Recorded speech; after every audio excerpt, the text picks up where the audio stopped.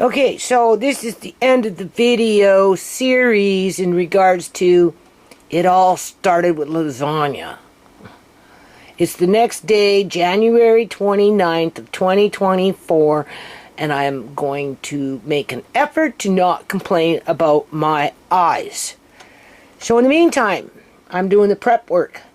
Andre went off for a walk with his Uncle Marcane, and then he's going to do some math on a computer downstairs on either his computer or Marina's computer, because I took away the laptop because he wasn't using it for what it was meant for. So we're going to do the prep work. I want to put spinach into this lasagna. So you can see, right? Those are the tomatoes that, see, there's that one. I cut it yesterday. Actually, that should have went in the fridge. But these ones here, TeaSha bought a while ago that were at, what is it called? Canadian Superstore. And then the bag didn't get put away properly. It got tucked off because, you know, whatever. And then I found the bag. Then I found the tomatoes, and they'd already been sitting in the bag for a few days. But they didn't mold, those ones. They just were getting softer and softer. So anyway, I'm going to end up frying those. But I'm going to rinse them off again, cut out whatever. Probably slice off that one remaining tomato from all those other tomatoes from Walmart. And I'm just going to fry it up and add it in with whatever I'm going to be adding it in. That's not the way I intended it to do, but that's the way it turned out. Because initially I wanted to have a layer of spinach and then sliced tomatoes over top among everything else, right? But whatever. We're working around it. So I'm doing a bit of prep work as I'm now going back and forth, back and forth, back and forth, back and forth, because my little Houdini baby likes to bounce around. I'm just saying. Okay?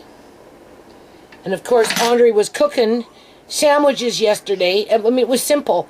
I don't know, unless he was frying eggs in here, but I turned on the burner and I can smell it. That makes me mad.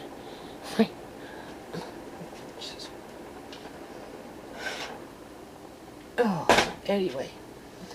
Okay, and now as soon as this is done, then I'm gonna boil up all the lasagna and get them out of here. Those boxes, right? Box lasagna noodles. And they're old, so, you know, after it's boiled, I'm gonna nibble on it. And obviously, if I don't like it, well, it's going in the compost, and the raccoons will find it. But it's pasta, so it should be fine, because those have been in that pantry for quite a few years. But you see, that's the nice thing about spaghetti, macaroni, lasagna. They will stay for a long, long, long, long, long time. Your biggest enemy with those types of products for any kind of long-term food storage is obviously pests. That's one of them.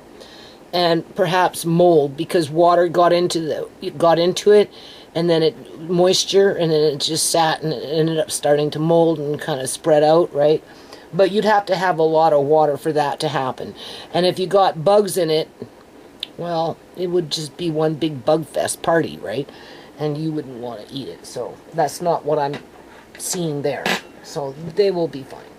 So yeah, boil this, get this ready, strain it. Then I'm going to do the noodles, and then I'm going to bring out the meat, and I'm going to fry it up with a bunch of garlic. Make fresh. I'm looking for garlic right now. And that little bugger got quiet, and anytime he gets quiet, that's when I get nervous, because he's by himself. So hold on a minute. Okay, so basically I only brought the water to a quick little boil, and I've turned it off, and now I'm just moving things around. I do not want to overcook this, leaching out all the nutrients, right? So what I'm going to do now is I'm going to take it to a sieve, drain it, and then I'm going to chop it up with a knife after it cools down, and that's going to be a layer for what we're doing here. And yeah, that little bugger, as fast as Andre left, he flipped himself over, okay, in terms of Amari. Okay, so I guess we're going to talk about macaroni here and stuff like that for a second. Now I got 4 boxes of lasagna. Now I don't want to put these back in there. I want to get rid of the boxes.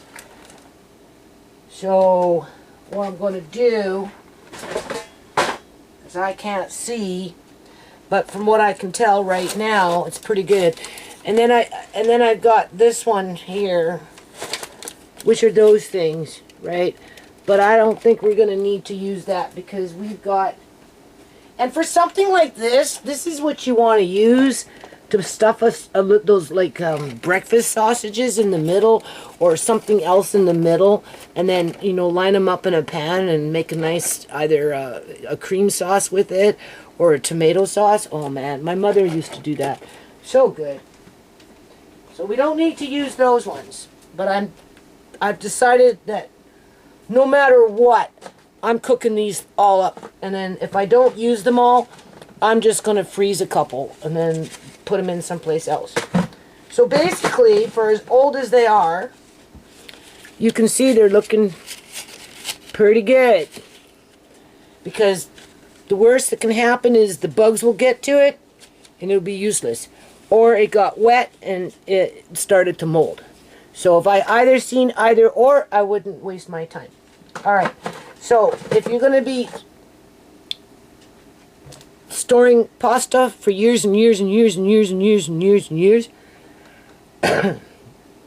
for whatever reason, it is recommended that you buy spaghetti and then take a box, pack it tight, full of spaghetti, and then take some clear tape and tape up the seams of the box so no bugs can get in, and your spaghetti will sit for years. The reason you do spaghetti is because you can pack it tight. If you do macaroni, you know, the shape of it, it's got holes in it, right? You're not, by weight, you're not going to get as much. So if you're looking, oh, he's just getting quiet. Okay, he's playing with a toy. Do you see how nervous I get when nobody's with him? Anyway, if you're looking for, you know, that emergency food prep, like the 25-year bucket of rice, the 25-year bucket of wheat, or whatever, not that you intend to leave it there for 25 years, but shit happens. Sometimes it can take a long time before you get back to something, especially if you take prepping quite seriously, right? So, you know, you want to be able to get back and use that spaghetti when you really need it if you haven't used it in the interim. Now I have tons of macaroni. I've got spaghetti over there, plus I've got spaghettis in the big boxes.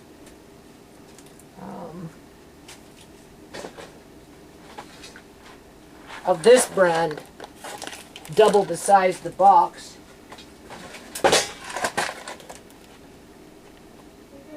Packed full of spaghetti and then taped up, to which they will be perfectly fine, unless of course a bug got in, multiplied and had a party, or for whatever strange reason it got wet and started to mold.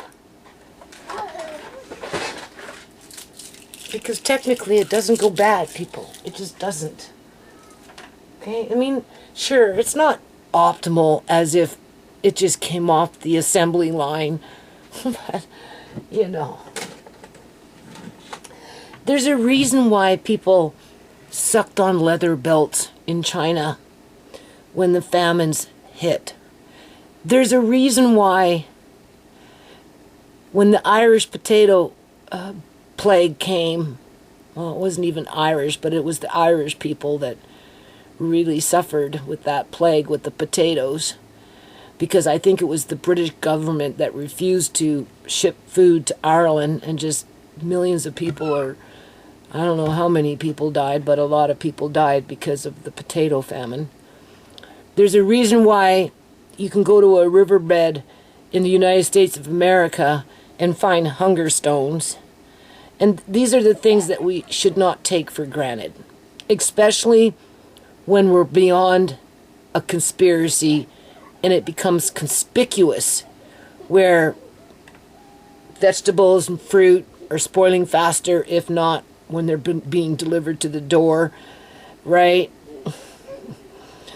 Or meat is becoming so unaffordable that you have no choice but to eat, quote unquote, hamburger, assuming that you eat meat, right? Because you can't afford other meats, you know? Or like I know that the government's bringing everybody, the majority, that medium income, not the upper elite, not the elite, not the middle class per se, unless they have a high debt load, but the medium income, which is probably about $70,000 to $50,000 a year, in terms of, that's the majority that people work with all their expenses and da-di-di-da. The government is targeting that group to basically buy what they need for the week, maybe bi-weekly or monthly, to prevent more preppers from jumping on board, to offset the greater agenda when it comes to, you might have to go and fill out a license to propagate in order to have a child, right? You will have to get permission from your government, assuming that if they're not going to make, if they're making it where you can't afford to really have kids, unless of course you're at a certain income bracket. The overlords can have kids. The overlords can have grandkids. The overlords can have a future. But for the ones hanging on the freaking mountain, yeah, okay. Anyway, let's stay focused, okay? So I'm going to get this going, and then I'll be back. Now, was recording. Sometimes I'm not sure.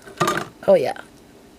Because I can't really see where it says record, because, again, I don't see color very well, right? So, hold on. Okay, so I am going to take those. That's a fair amount of garlic, but I'm going to be doing lots of stuff anyway, right? I'm going to try and run it through that, which, I don't know, I don't really use this, but I think that's what that's for, right? I got a different thing, but obviously I misplaced it. Now, this was a no-name. It looked different than those ones, and I actually had 2 boxes of those round things, to which I will one day, I don't have time to make sausages, but I'll buy breakfast sausages and I'll stuff them with, I'll cook the noodle, fry the sausages, put the sausages in between the noodle, and then I'm going to make a sauce with it, with tomato soup, right? A couple cans of that, a little bit of water. That tastes really good with what I'm doing here in terms of those round noodles. And, what do you call it? Oh my God. You can get over the stove as heat comes up. Like, I'm hooked, man. I can't even freaking see right now. I said I wouldn't talk about my eyes, but I'm so angry with this whole situation. Okay.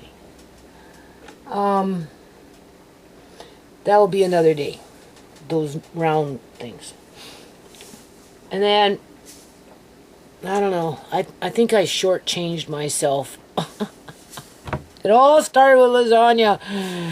And then, we know what I did. I made those patties. I pounded up 1 pound of beef.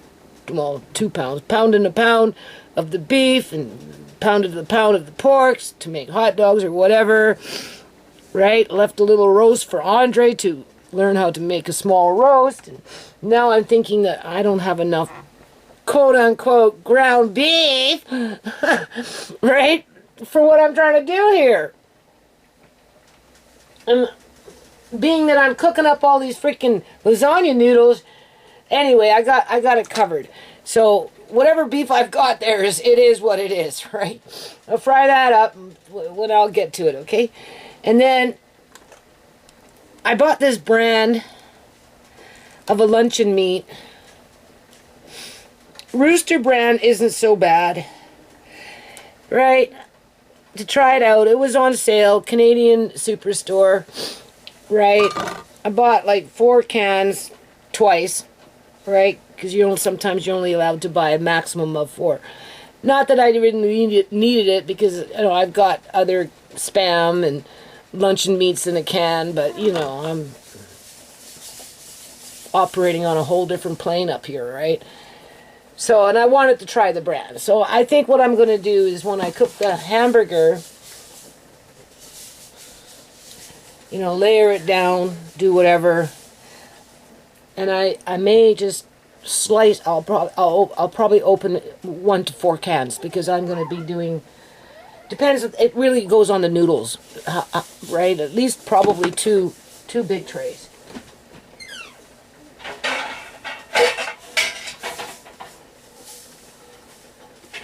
Right? I got a couple of more up there, maybe a little smaller than this one, but I'll be doing approximately 2 sizes like this, right?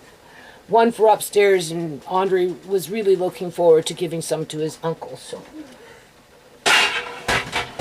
he's gonna make it. And then when Andre went downstairs yesterday for something or another, Mark Kane asked him, what are you doing? Because, blah, blah, blah. Right? And Andre said, well, we're going to be making lasagna soon. And so I guess because, I told my son, I don't even know what this is. I told my son, before we got into our little snit, that I'd make him a tray. Because, Andre's going to make 2, right? Andre and I will make him a tray. So when Andre said, well, I'm going to be making lasagna, Mark Kane goes, that sounds good. I can't wait for it.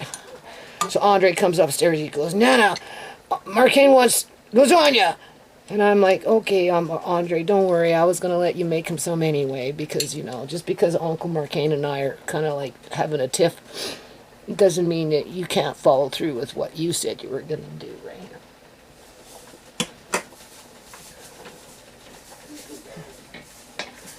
You can't put children in the middle of adult disputes.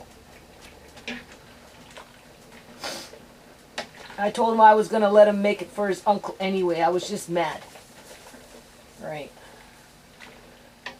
But it wouldn't be right for me not to let him do it. And then with Mark Kane saying, well, I'm looking forward to that lasagna, and now I'm kind of obligated to do it.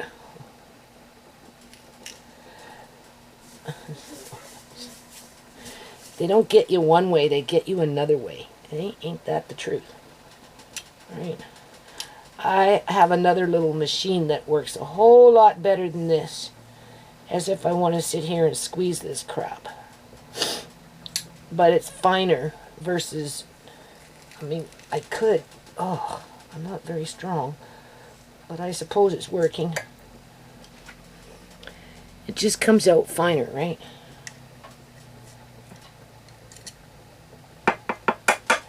But I have this round thing that I can and it works really good, but cleaning out my cupboards, I moved it, and now I don't know where it is. And I'm kind of mad at myself. And because I can't see very well, obviously I'm having a hard time finding it. Wow. Stupid shit like that gets on my nerves.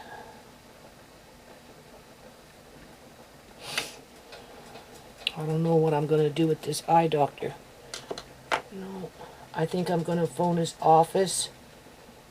Yeah. And I'm going to tell him before I book an appointment.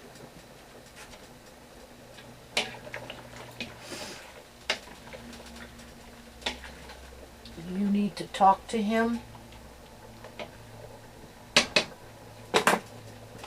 That I, as a patient, am requesting for this cataract lens to be changed, and if he can't do it, then he should refer me to somebody else. Yeah. Nothing I can't stand more is doctors making good money off of people, and they either end up dying anyway. I've seen that happen. Or they never get better, and it just kind of gets worse. Whatever the hell, and that's my situation. You know, you want to do you want to book me in an operating room for I don't know how much money at the taxpayer's expense to rotor-root this, even after shooting it 4 times with a laser fucking gun, but didn't tell me what happened to it on the inside, because he's always looking inside, right? Did it scar? Like, what happened? Why didn't it work? It was supposed to work, right? But it didn't. Why? Not even explaining to me why it didn't work. And you did it on this side, and all you did was make everything worse. And then to make matters even more worse, you changed a lens that ruined my eyesight, and now he refuses to replace the lens. He did tell me can send me for a second referral, like a second opinion. But it's not even about a second opinion, because these guys, they work together. They're all banded together, right? So, but if he doesn't want to change it and he's not willing to consider it, then what's the point of going back to him, people? That's how I'm starting to think about it. Oh, you'll book me in for another surgery. You'll take out this cataract knowing that I only got 2%, well, maybe 1% vision in this eye now.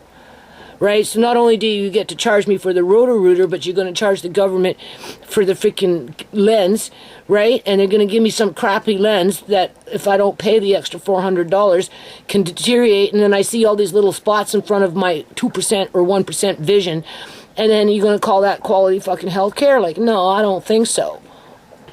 Like, how much money is that? $8,000, $10,000, $15,000 to do all that for nothing on my end? Yeah. That's pretty much it. As this eye just gets worse and worse and worse, because I can practically not see anything. Don't forget, 2% vision. And that was how long ago? You know it's worse since then. Oh, I gotta go check on Amari. Oh, is that recording? Yeah. Okay. So the first Cantatelli ones were boiled. Okay, I rolled them up, ones that are kind of broken up in pieces or whatever, they're there. So hopefully when it comes time to lay them down, so when I bring out the meat, I'm just going to put that in the fridge as is until we're ready to use them. That's ready to go into the fridge until we're ready to use them. Squeezed out the water, chopped them up, right? Okay, so we know that. That little thing that I was using to crush the garlic, I wish I had my other device, but besides that point, it worked out okay. I'm kind of frustrated with Amari, I'm telling you people. I need a different kind of freaking... He needs a big playpen. Like, how you have... The only way you're going to get a big playpen is if you create one. And it has to be on the floor with a bunch of freaking bean bags with a big-ass bloody mattress on it. I mean, like, how much harder can life get? As if it's not fucking hard enough as it is. Right? This is why... doctors and those kind of people that like drug him up, you know, make him like lethargic, right? He won't move. It will be easier on you. He'll stop drooling. Yeah, okay. If I would have allowed them to give him the drooling medication, that medication to, you know, so he's not, you know, he's stiff, right? Like they call it something. But it doesn't bother him. That's the thing. He fucking does it to himself so he can move, right? He's a little hard body. Okay?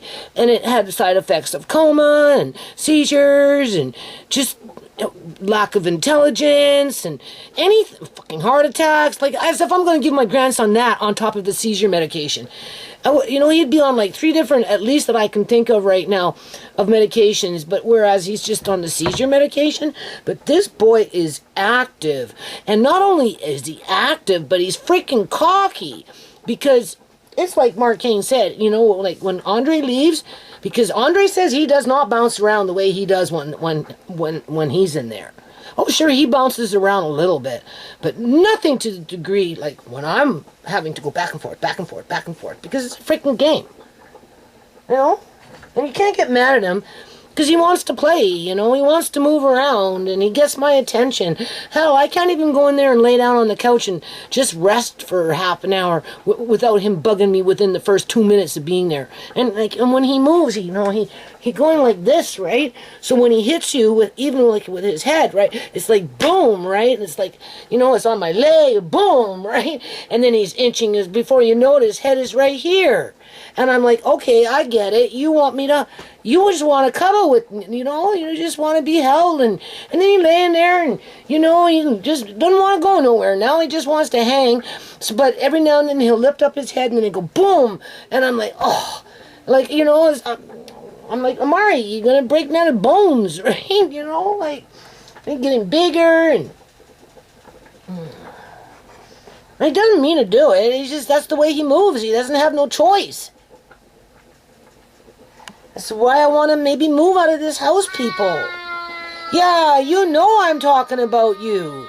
I want to give him a big fucking queen size, preferably a king size mattress on the floor with a whole bunch of fucking bean bags around it, right? You know what I'm saying? So that he can't throw it on his face and smother himself, because, you know, sometimes he gets wrapped up and he doesn't know to breathe and relax and think his way out. He just panics, and you know what that can happen. The more you panic, you know, you get twisted up. So it's not like I can, oh.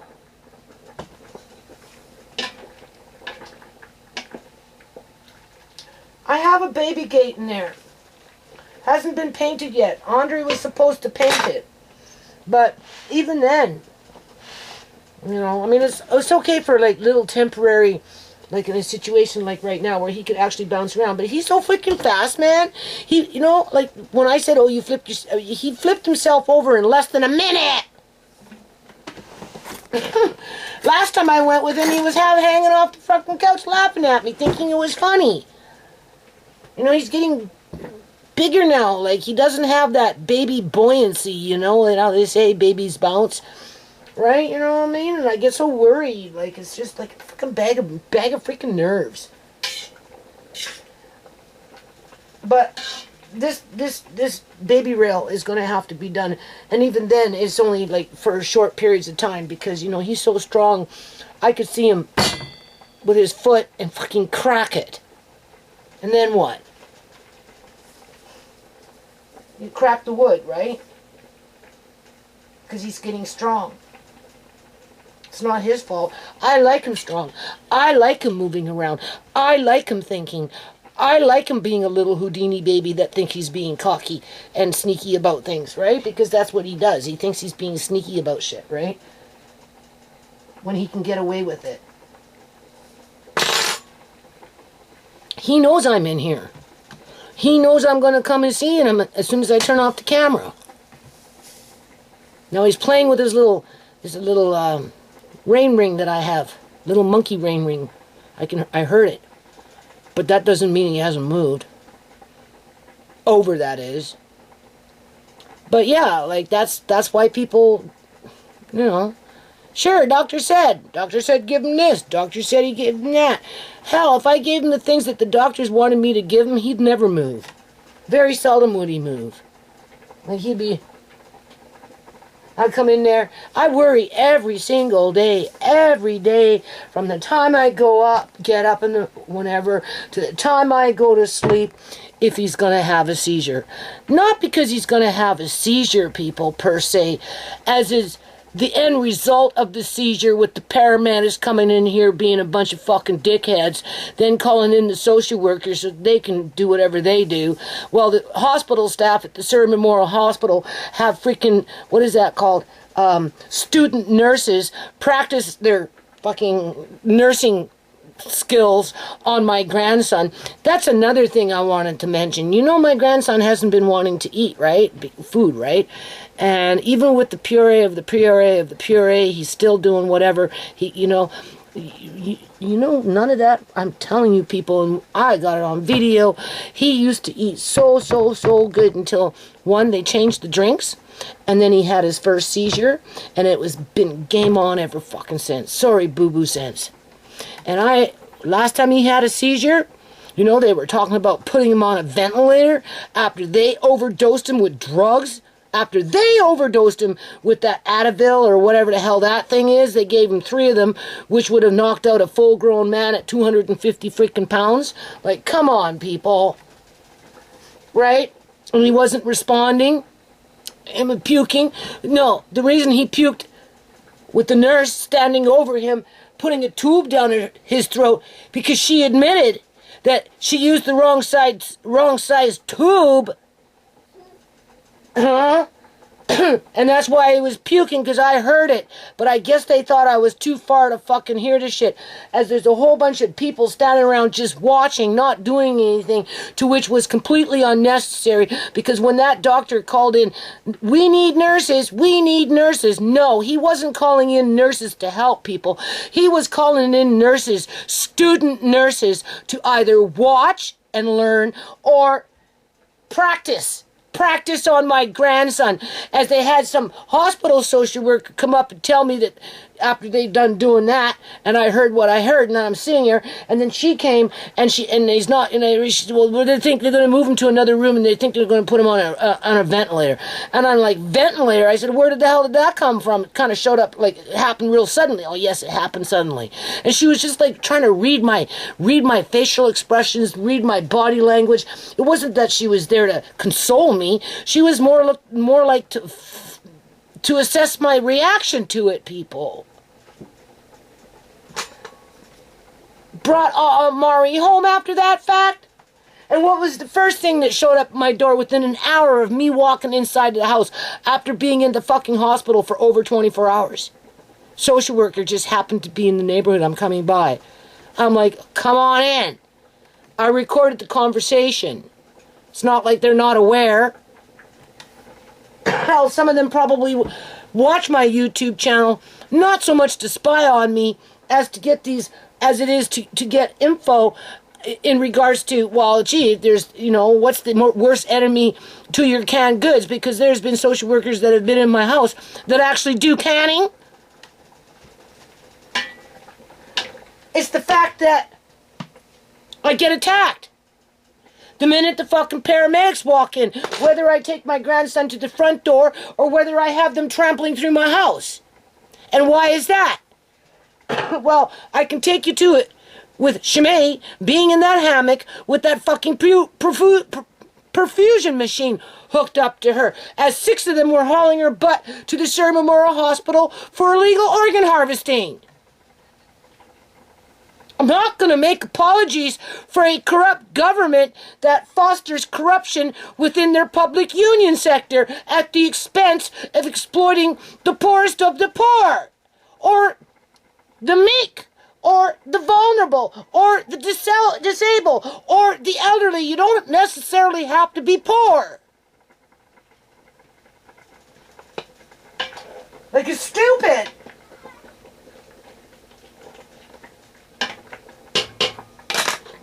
So that nurse, that student nurse that admitted what she did to my grandson was a mistake with using the wrong tube, when I brought him home, he hacked for like 3 days because they scratched up his throat. And then, time goes by, right? I'm thinking, like, what the hell, Amari? You ate everything I fucking fed you. All I had to do was go like this. I have video. He has his seizures, and now he doesn't want to eat anything. Why? More than he ever's done in his whole damn life. Right? And it's like frustrating, man. Fucking even yogurt, for crying. And I'm like, maybe they scratched up your throat to where they scarred it, people. Maybe they scarred his throat, for all I know.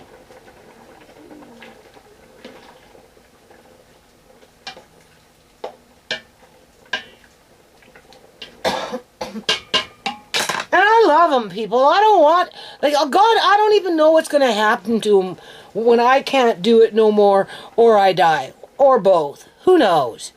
I just don't know. Because if he goes into foster care, what happens? What happens, people? He's subject to experiments that are on the market, and they need kids to try it out. And where's the first place they go for that? With kids in foster care. lots of kids die in foster care, right? And the parents never find out truly how, because the government covers their asses when we know illegal organ harvesting is alive and well in Canada. Fuck China. Fuck the United Emirates. Fuck Iran. All these fuck Punjab in India that do this shit on a regular basis because their country is backwards and a criminal mind isn't taken as serious as it would in Canada or the United States of America, which is a bunch of bullshit. If anything, it's worse in freaking Canada because they use the public union sector as their workforce to facilitate it. I suppose just like they do in China. Don't they use Chinese doctors and hospitals and nurses and all that to do what they do with the Falun Gong? Yeah, they do. Well, they do it in Canada too. So many times children have gone into foster care where parents have come back and saying, oh, my child died, and they're saying this, but they won't let me, I don't know. I don't think so. It was too convenient that my child should suddenly die or die within a short period of time of being in fucking foster care when that child was doing fine before it moved into foster care. What do you think my biggest fear was for Andre outside of being illegally adopted?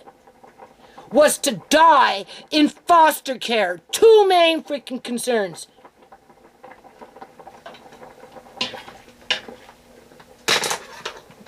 Just saying. Well, now I wanted to say something really mean about TeaSha, but I'm not going to. I'm not going to.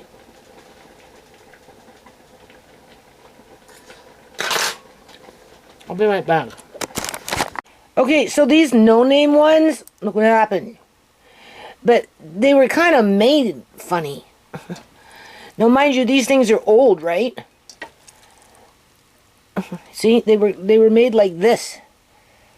So maybe I overcooked them or something, because basically it's kind of like a form of, I don't know what that is.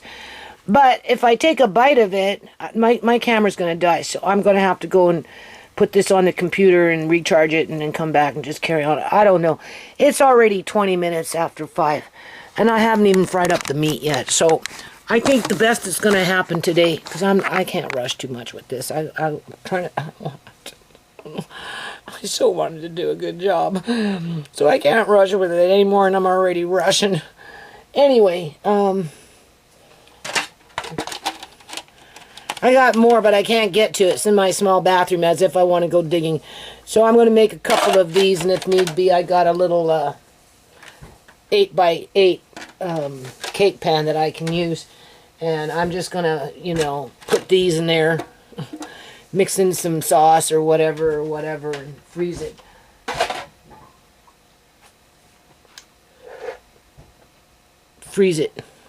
But other than that, they're fine. And so are the other ones. So, if you didn't know, it's like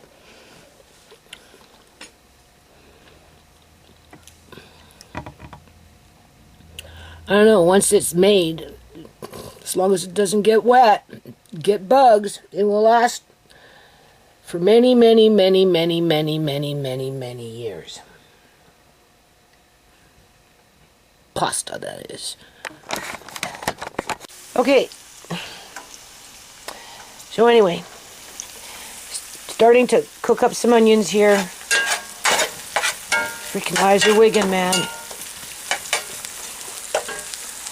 I went and got, I know, I froze it yesterday, but that's not going to be enough for 2 large trays, right? And then I'll probably end up still using some of this. I'm just saying. So before we start with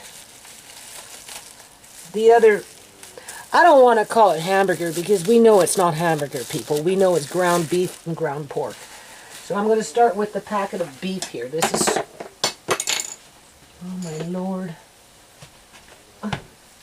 This is straight up ground beef. Oh yeah, speaking of that, when you're grinding meat, you want it really, really, really, really, really chilled or half frozen, and then it doesn't turn into mush. I forgot about that. The last time I grounded beef, I had cut the beef, everything, and then I put it in a tall metal pot, you know, those stock pots that are metal. Had it in the fridge so that by the time I started grinding it, it was really, really, really, really cold. So it went through the grinder really well and came out looking the way it was supposed to, considering it was being grounded. Where this time, it wasn't as cold, and I think that's why maybe it was mushy. Just saying. Now I'll put that in there. Start to unthaw that. And then we've got this, right? And that should be enough for the 2 trays, and if it's not, then I'll open up 1 or 2 of these. But before I put them on top of the beef, I'd give them a quick sear on each side just to remove some of the liquid, the fats, right? Just a little bit, right? Because you don't want it all seeping into your lasagna, right? But these don't really have a lot of fat in them per se, right? Because I will open up this can and just eat as is, or you can use it on a sandwich, either or. And then, I guess I didn't put that garlic in the hamburger patties. So we'll see. I'll probably end up using it all in the end anyway. And then,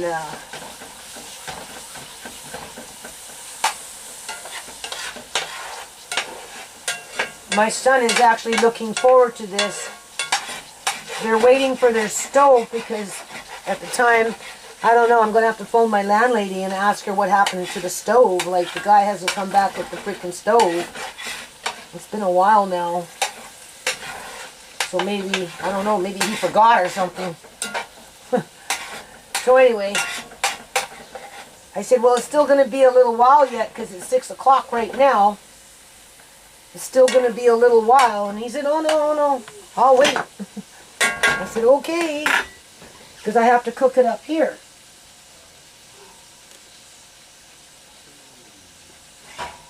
I'm looking for a lid. I don't know, people. I don't know how much longer I'm going to be able to cope with this shit. It's like stupid. So stupid. I'm so mad at this eye doctor, you don't even know. I want my old cataract back. I do.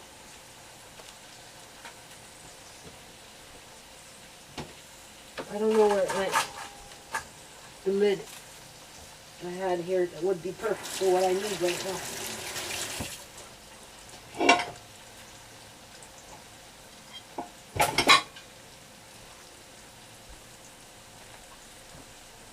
I see nothing. That one's too big.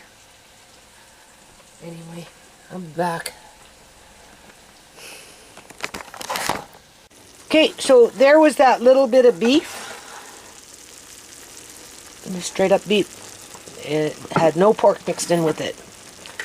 So with that said, you could eat this rare because it has, well, it should have no E. coli in it because it's not hamburger. It's actual beef, and we all know you can have beef rare, medium rare, blood rare.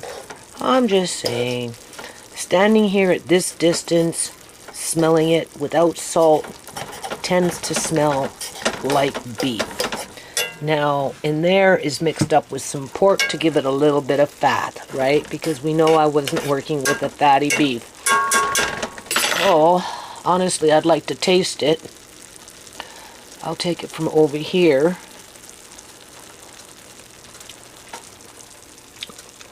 It's juicy. Tastes like beef, people. That's so good. It's so good. It's good just the way it is. Doesn't even need very much salt. Just a tad bit. Okay, so now we're going to fry up this with the garlic. And then after it's pretty much cooked, then I'm going to throw back in those onions. Because I took the onions out. That's probably why it has a bit of a flavor, because the onions flavored up the little teeny weeny bit of oil that I put in there to fry the onions, and then when I put the beef in there frozen, I added a bit of water. Alright. So, I know I said I wasn't going to complain about my eyes, but oh man. This is not fun. I'm working on uploading the video of part 3 of this series. And you know, the computer fries out my eyes. It really does. But anything fries out my eyes. Over any, you know, these lights, for crying out, fry out my eyes. Speaking of that, this one here tends to help a bit. It's a different light bulb, right? Not that that's helping, but okay. So anyway, do until you can't do no more, and then you get to play piano and write children's songs. Yeah, that's the only thing I got to look forward to, and keep Amari company, assuming that I can find somebody to look after Amari and me. Basically, that we're, you know, I'm content and Amari is content. Because if we're not content, then you can't stay there, right? That's not good. You have to be content. Okay, so now I'll turn up the heat a little bit. And what we're going to do, that last video is coming in almost at 3 hours. I have to convert it over again to bring another 2 gigabytes so that it can go up onto BitChute, because BitChute is maximum of 2 gigabytes, but if you come in at 198, 1 gigabyte and 98 whatever, they don't like it, right? So it's got to be a little lower than 2 gigabytes. So I have to convert the video over again.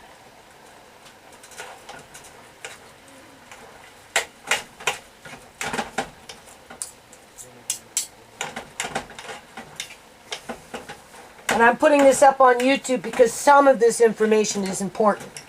Some of this information you're not getting from other YouTubers, because personally, when it comes to opening up jars that have compromised lids, or maybe something looks spoiled and or whatever, I think, honestly, I think people get embarrassed and they're not willing and able to accept any criticism, like, oh my god, you like to eat old food, look at that, it's rotten. Like, you think you'd learn your lesson that every jar in your house, regardless of when you canned it, except for maybe yesterday, is rotten. Why don't you just go to the grocery store, you cheap bitch? They don't want to hear it, right? Especially if they got a stalker like I do. So, you know, where I know the deal, right? I know the real deal here, and if the little things that I got to say here and there in between all the other whatever I got to say can help another family to stretch another meal for their family and not be afraid of the food, quote unquote, 2016-year-old Mitsu, as an example, then it's worth it. Okay, so with that, just what I tasted without adding any salt or anything when it came to that beef by itself, with that little bit of onion flavor from sauteing the onions first. I'm just going to use some seasoning salt. Highs, I really like it. I liked it so much that I bought, like, I don't know, 7 or 8, 10 full-size containers. I had to buy them on Amazon because you can't find them in the grocery stores. Canadian Superstore was selling them. They had them on sale. I went to order them. They didn't have any. I said, to heck with it. I'm just going to go off and buy myself a whole bloody box full, and I did. And of course, this won't go bad, right? It will sit for a long, long, long time. I mean, I can't see it. I can't see how much I'm putting in there. That's the problem. But we don't need that much in there anyway, because I'm going to be putting in the garlic now. Where is that?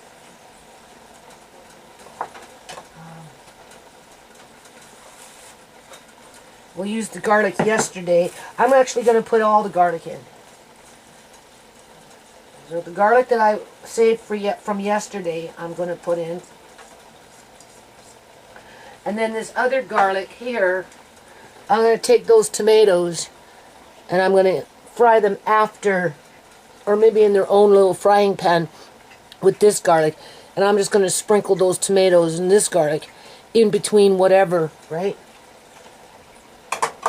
And I'm thinking to open up this can. And of course I can't see what it says. And the eyes are getting bad, people. Like, really.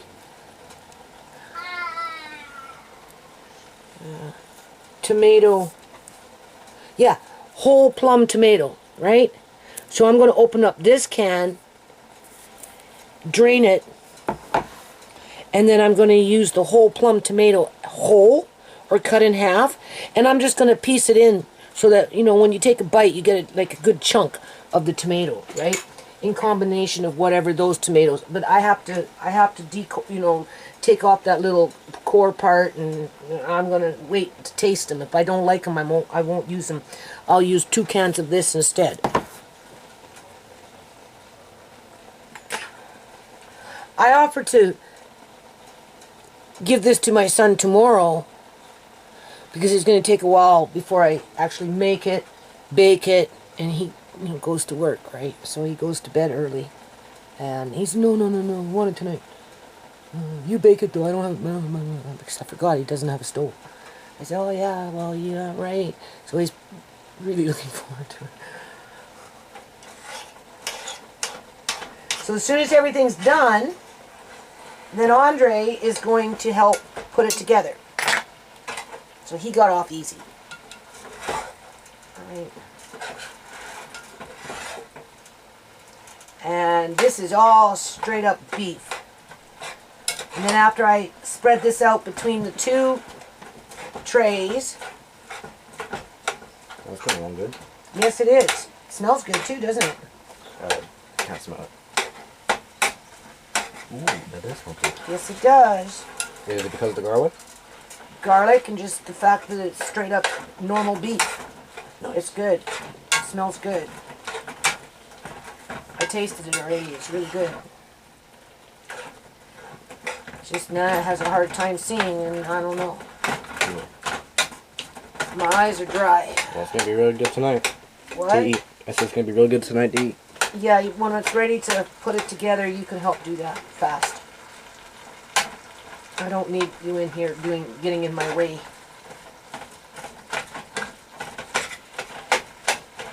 So break it up. See, I'm getting so used to using my hands, I want to stick my hands in here and do it, but it's too hot, right? Obviously, I can't do that, man, because I can't fucking see it. I can see it, but I can't see it. Like, if that makes any sense. So now I'm using the end of this to see if I can feel where there's a big chunk, right? To break it up. Like, how stupid is that? All because of a stupid cataract lens that doesn't fucking work. Like, I so feel like I was sabotaged, man. He knew it wasn't going to work, so I don't know what the hell he was thinking. Meant money. Making money. It just charged the government more money to change the lens. That's why he did it, people. Not because it was going to benefit me. Because he told me, oh, I don't think the lens is going to make much of a difference, but we'll do it anyway. I said, okay. Well, what's my choice? Well, take the cheap one, doesn't matter because, And I'm like, well, yeah, but I don't want yellow spots in there in case something goes wrong, right? And I had to pay an extra $400 for something that because his solution was use dollar store glasses, and I never really used dollar store glasses. I seem better doing this stuff without dollar store glasses. The only time you ever really see me using a dollar store glass of any kind is when I'm trying to read something. But now it's like, oh, I don't know what he did.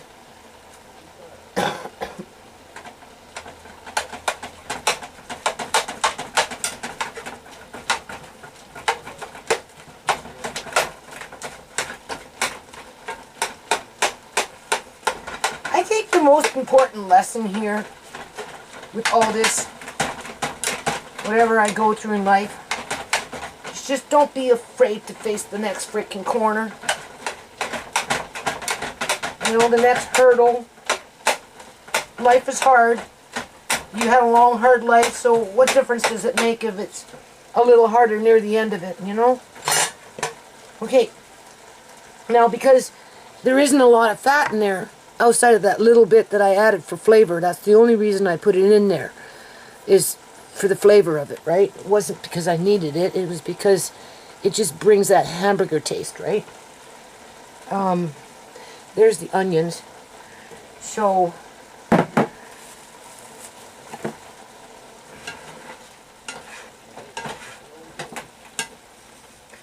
what we're going to do, now I don't know where all this liquid is coming from. I don't know if it's coming just from the juice of the meat itself or if it's coming from the fat. So what we're going to do is we're just going to let this cook for a little while and boil it down. Yeah, we're just going to boil it down for a little while. Because it will. Because there's very little fat in there outside of what I got from pork for the most part and a little bit of beef. And then I'm going to throw those in there. So I'll be back. Okay, so you can hear it. Right? Which means that that liquid is gone. Alright? Because there's really not that much fat in there.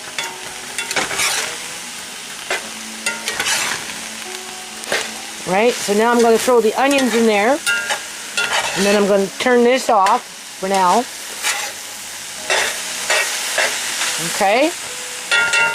And then what we're going to do, because I don't think that's going to be enough. Where's the onions? Yeah.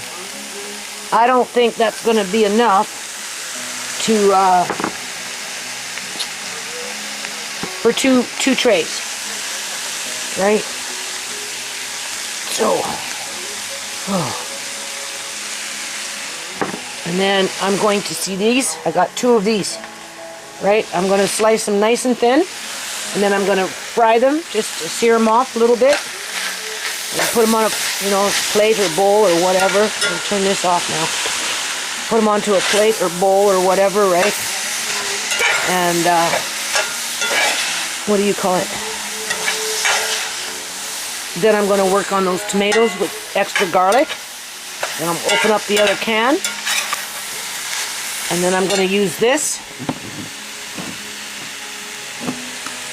Old, but it's okay. Has never been opened, so I'm sure it'll be fine. And we'll put it all together. And figure it out, right? Use that. Onion. As if I could see what it was. Couldn't see it, right? Now that's straight up beef. And a little bit of pork.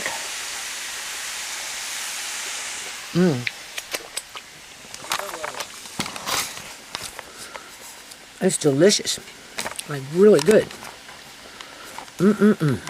Oh, yeah.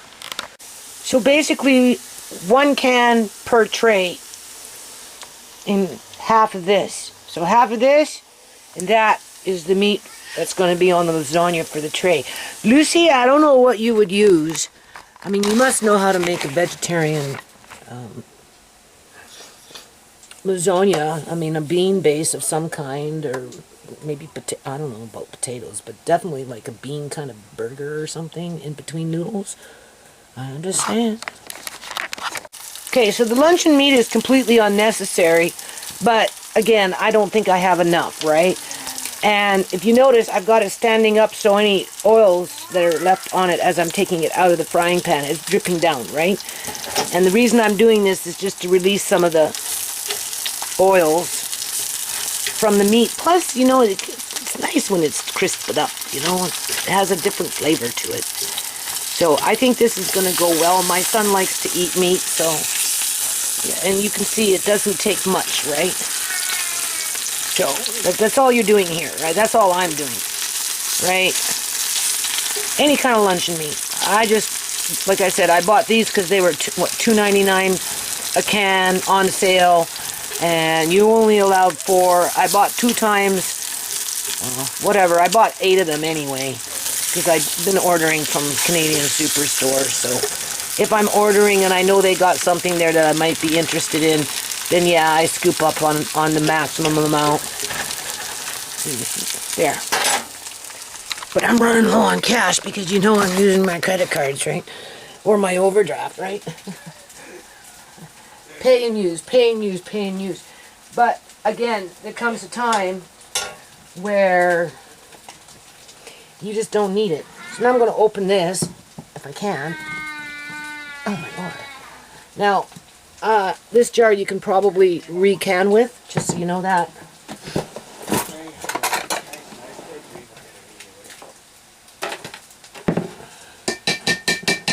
Just try not to damage the lid too much.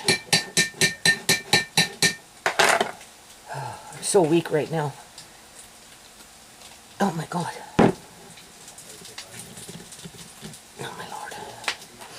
Oh my Lord, my Lord.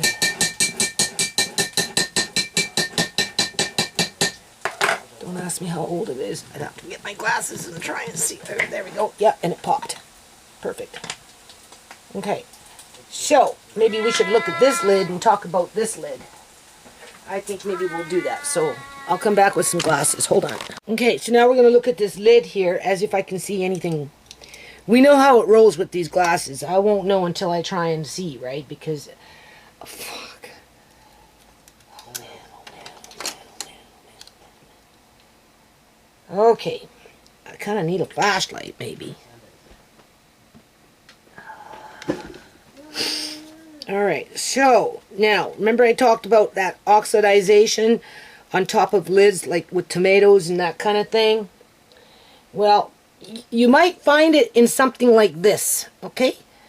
Because, first of all, it's been sitting for a long time. But you heard it pop. Alright? You heard it pop. Now, I can't see. Andre, come here and tell me what you see. Yeah. Now, this is an old, very old. What's the date on it? I can't really tell with these glasses. Do you see a date? Just don't touch. So we're looking for a date. Date? Hold this. Hold this. What does that say? 2018. Yep. Okay, so this jar is from 2018. All right. Let me hold it. When I opened it, you guys heard it pop. Now I want you to look at this. What do you see? Brown. It's brown, but is it anything black in there? No. Okay.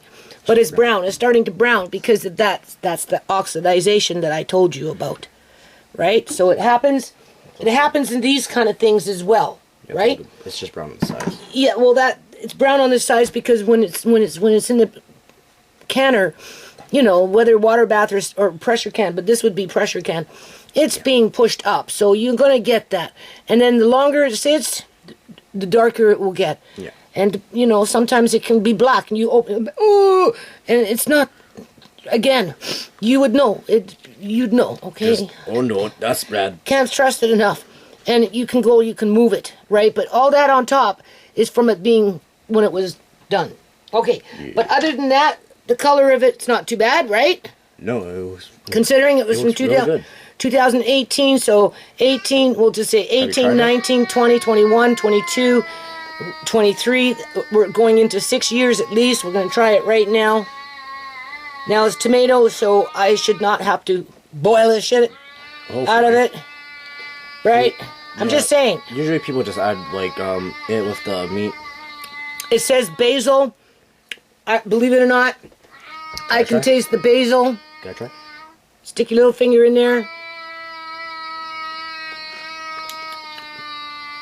Can you taste the basil? Yeah, it tastes really good. Though. Okay, it tastes pretty good. It tastes like pasta sauce. And because it's tomato sauce with the citric acid and everything in it, commercially canned, it's okay to eat right from it, right? Even your own tomatoes, providing that you can them correctly. All right. It tastes like that homemade salsa. Okay. It tastes like that. Yeah, well, that's why we're going to grow tomatoes this year. Okay. Mm-hmm. Right. So, but you know, people like 2018, like, oh, it's no good no more. I don't care if Grandma made it in 1989, or if it was the store that made it in 1989. It's bad, and I'm trying to show you that it's not. Okay, you would know. You would know, and if you didn't feel comfortable with it, you could heat it up. But because it's got the citric acid in there and everything, I can almost guarantee you, I didn't die with my little finger being stuck in it. Okay. If it was, well, I don't know, it's commercial. Alfredo, they tell you right on the jar, heat it up. I don't know if with an Alfredo, I'd heat it up, but besides that point, it's not something I eat anyway, but I do have jars of it now. All right, you can see what I've done, and we're just letting it kind of like, if there's anything there, it will pull to the bottom, all right? And it can actually be considered a, you know, when you're on a budget, and you just want to make it affordable. I mean, most people would just use hamburger. You're trying to cut a little. You're just trying to, you know. I'm using this to. You'll see what I'm going to do. You're going to see why I use this, and right. Okay. At the time when I was doing the beef, I wasn't thinking of my son because I was still somewhat mad at him, right?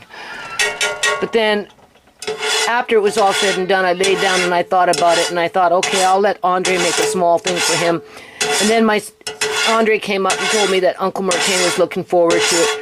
So with the amount of noodles that I have, I'm sure I can get 2 fairly large trees. Now you can see there's just enough oil left over from frying this, which is the oil that I actually put in from a bottle of oil. So now I'm going to put the garlic in there. All right. This is what we do. And then I took my tomatoes here that need to be something done with. I took out the center part to the best of my ability. Now I'm going to taste it before I fry it up with the garlic. If I don't like the taste, it doesn't go into the pan. Oh yeah, get it all over your nose. If it tastes funky, well, it's fine. So I'm just going to cut them in 4.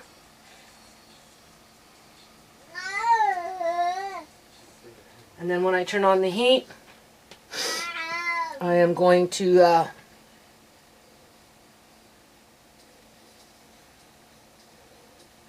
saute them lightly. Just to, you know, tastes fine. You don't want one dud in there, you know, because they're older tomatoes, right? So it's just better to go out of your way and make sure you get in there what you want. Nothing like a rotten tomato that looks fine. I can't stand tomatoes like that, you know?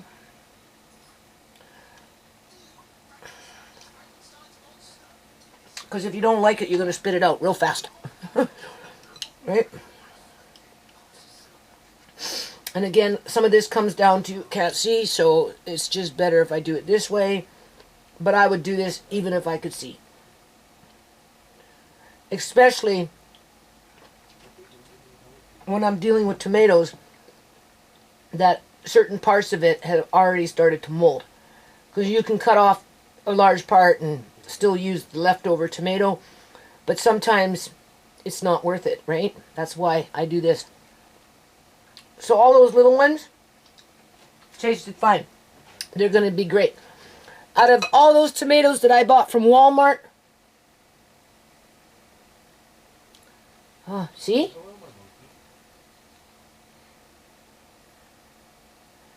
Andre, come here, please.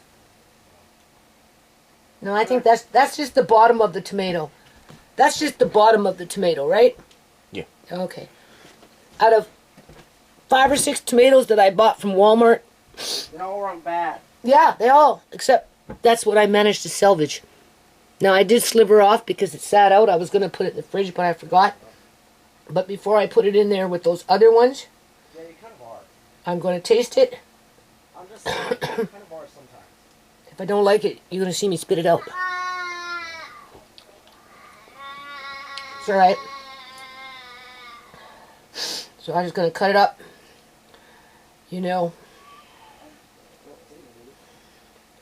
I know it doesn't seem like much, but when you have a growing family, it means a lot. Not that my family is growing, but this is for other people that come across my videos that are like having panic attacks because food is so expensive. And they have a bunch of little birdies saying, cheap, cheap, cheap, feed me, feed me. And they're crying for food. You know, old Mother Hubbard had so many children, she didn't know what to do. So what did she do? She spanked them. I don't know, did she give them some bread? I don't know, but she put them to bed, right? I don't know. It's like, can't imagine. Okay, so now I'm going to warm that up and just saute it a bit. I do want to put a few whole of these in there, so I'm going to open this up. I'm going to drain it, and then I'm probably going to put the whole tomatoes, maybe cut them in half, 1 or 2 or 3 or whatever, and put them in with those tomatoes so that when we're making the lasagna, I'm just going to kind of piece them in, spread them out between the 2 trays. I do have like 3 cans here, so I might end up doing for what I want, probably 1 can will work fine. I think. I don't even know if that's going to be enough. Now the thing about these things, they only go so high, right? But I'm going to be using this one and another one up there.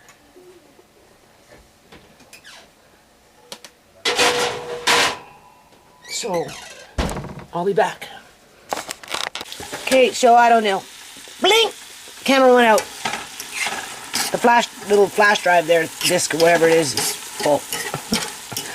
I gotta go put this on my computer and that's full. I have to get an external hard drive. So I'm not gonna be making no videos after this for a while until I get another external hard drive or I get a handle on shit. Or, unless of course it is an emergency, then yeah, maybe. Okay, so that's all I'm doing. Okay, you can see that, right?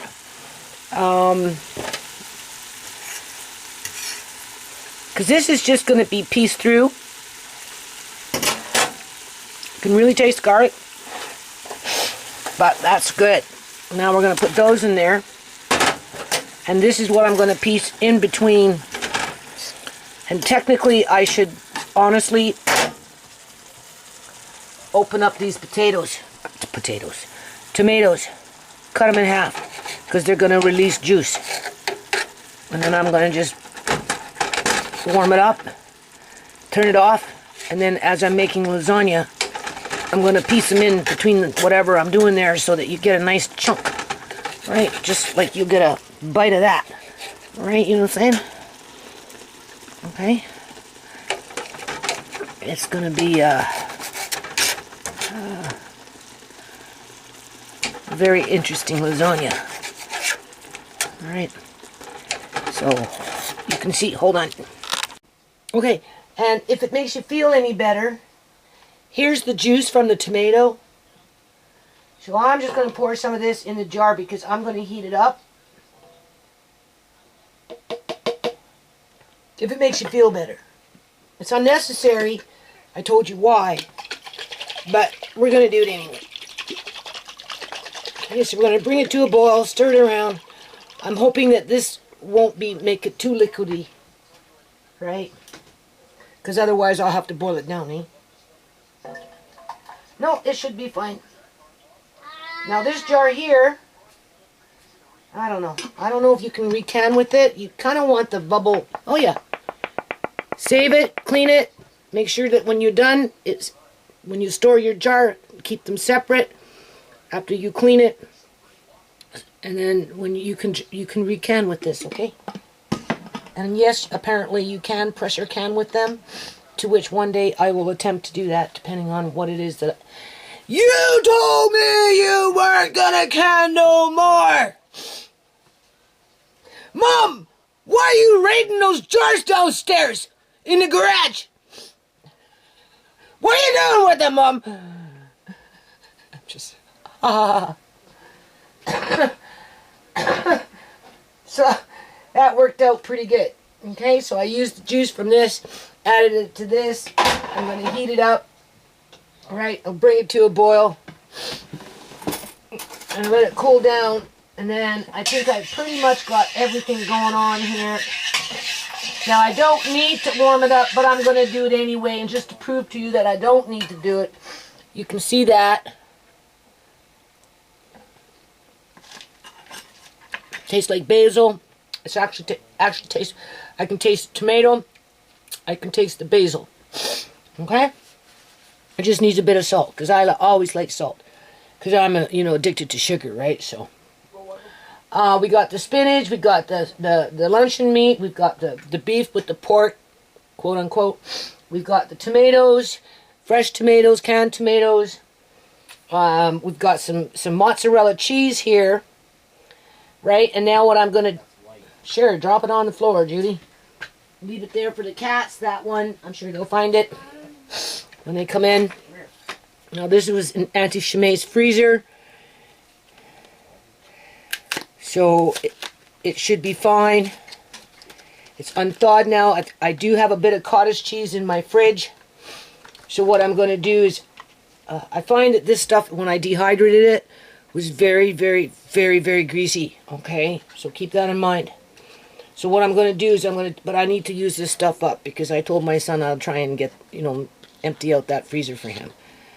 So he can, when he shops, he can buy things on sale for himself. And we'll start with that one first, and then eventually we'll get into the big deep freeze downstairs. Okay. So what I'm going to do with this now is I am going to get a bowl, because after it's frozen, what happens is it gets really flaky. And it gets really flaky when it unthaws. Do you see how it flakes? Oops.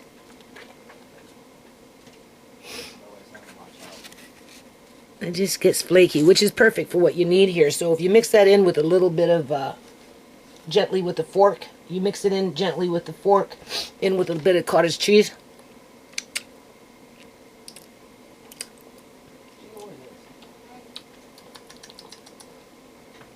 The cottage cheese will offset the flavor of the cream cheese in terms of the sharpness of the cream cheese.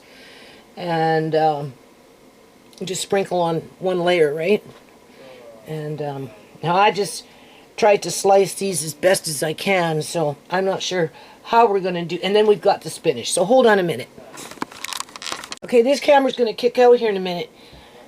I don't think I have enough sauce for the 2 trays, so I'm just going to open up this and I'm going to put it in there. Now, don't be deceived by the word 4 cheese. There's very little cheese in this sauce.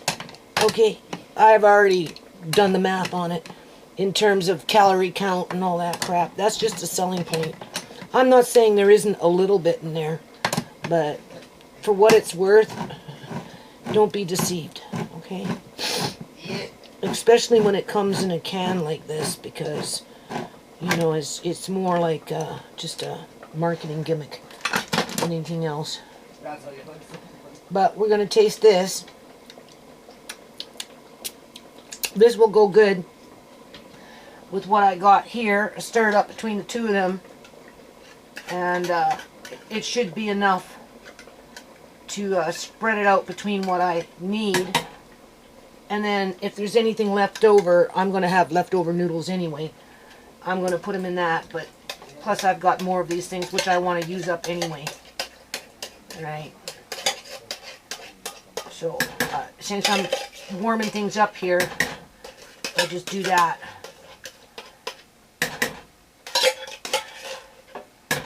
And then Some of these cans I'm saving because, you know, when my son's working out on the farms and that kind of thing, he's seen a, I don't know if it was a scarecrow or what, but it was made out of cans.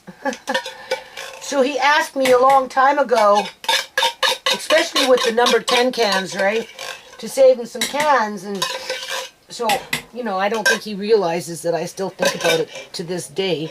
And I do. I save him cans when I come into contact with the ones that I think that he'd like. So that one and the tomato can I'll save. And then when I open up the number 10 cans, the big ones, I'll save those. And then eventually I'll just go with a big bag and say, here. He'll go, what's that? I'll say, well, you wanted cans. And there will be like different sizes and stuff. And he can make himself a big ass freaking can scarecrow. And I don't care where he hangs it up. It's his business, right? Just saying. Okay, so everything's ready. This is the part that I wanted Andre to help me with, but I told him just to stay put with Amari.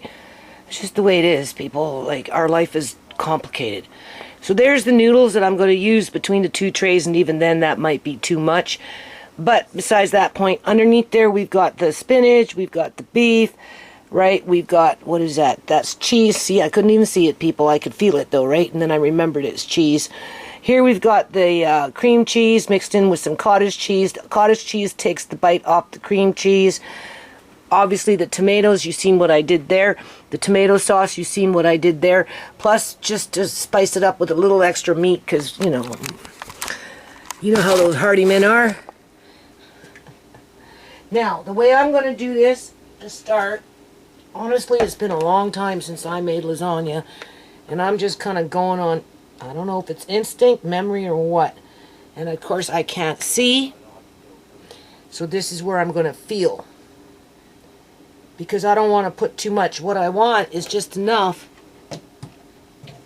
to spread it on the bottom between the two of them and the sides for the noodle. Okay, I don't know. Most people know how to make lasagna. It's not that hard to find a recipe for it. So, but this is the way I'm going to do it. So that one's fine. There's nothing left. And then I have to do the same thing. I have to pour it into my hand. I had someone just comment to me, Bailey, North Carolina, NC, right? She's from North Carolina. I'm pretty sure that's where that is. No. She was saying that some people are naturally psychic. I think she's referring to my dreams. They scare me sometimes because they just, one day we'll sit through and I'll walk through the major ones that have come true, people. I'm still waiting for the big one. The big one is the foundation made over $1 million. It wasn't my money, though. In other words, I didn't get anything for it. Maybe I got a licensing fee at some point through Nations Unity through a contract under a license. But the $1 million that came into the foundation for charity, I didn't get. And that was fine with me. That was one of the reasons why I felt confident with the foundation based on my dream. Because I've had other dreams that came true, but this one hasn't come true yet. But you see, that's the thing. Dreams can take, well, I'll tell you a dream that I had about Shimei's father, which makes me really suspicious about the cops. Oh, yeah. But I'm not going to tell you this on this video because we're going to just focus on this, okay? That's another day. We'll talk about dreams, psychic dreams, okay? All right, so now that that's done, I can just go on and do what I need to do.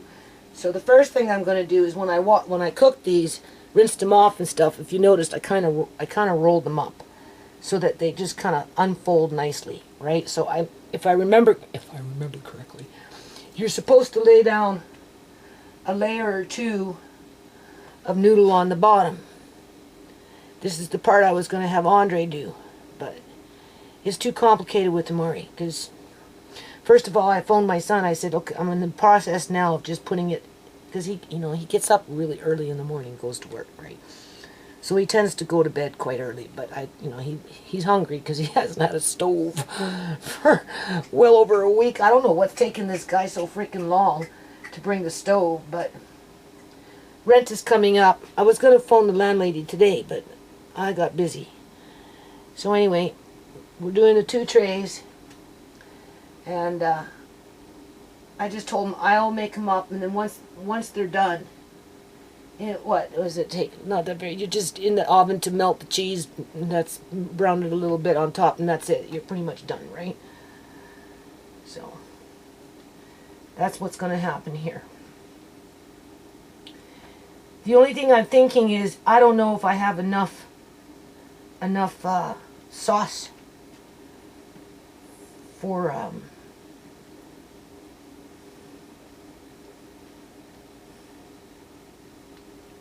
these noodles. Whatever.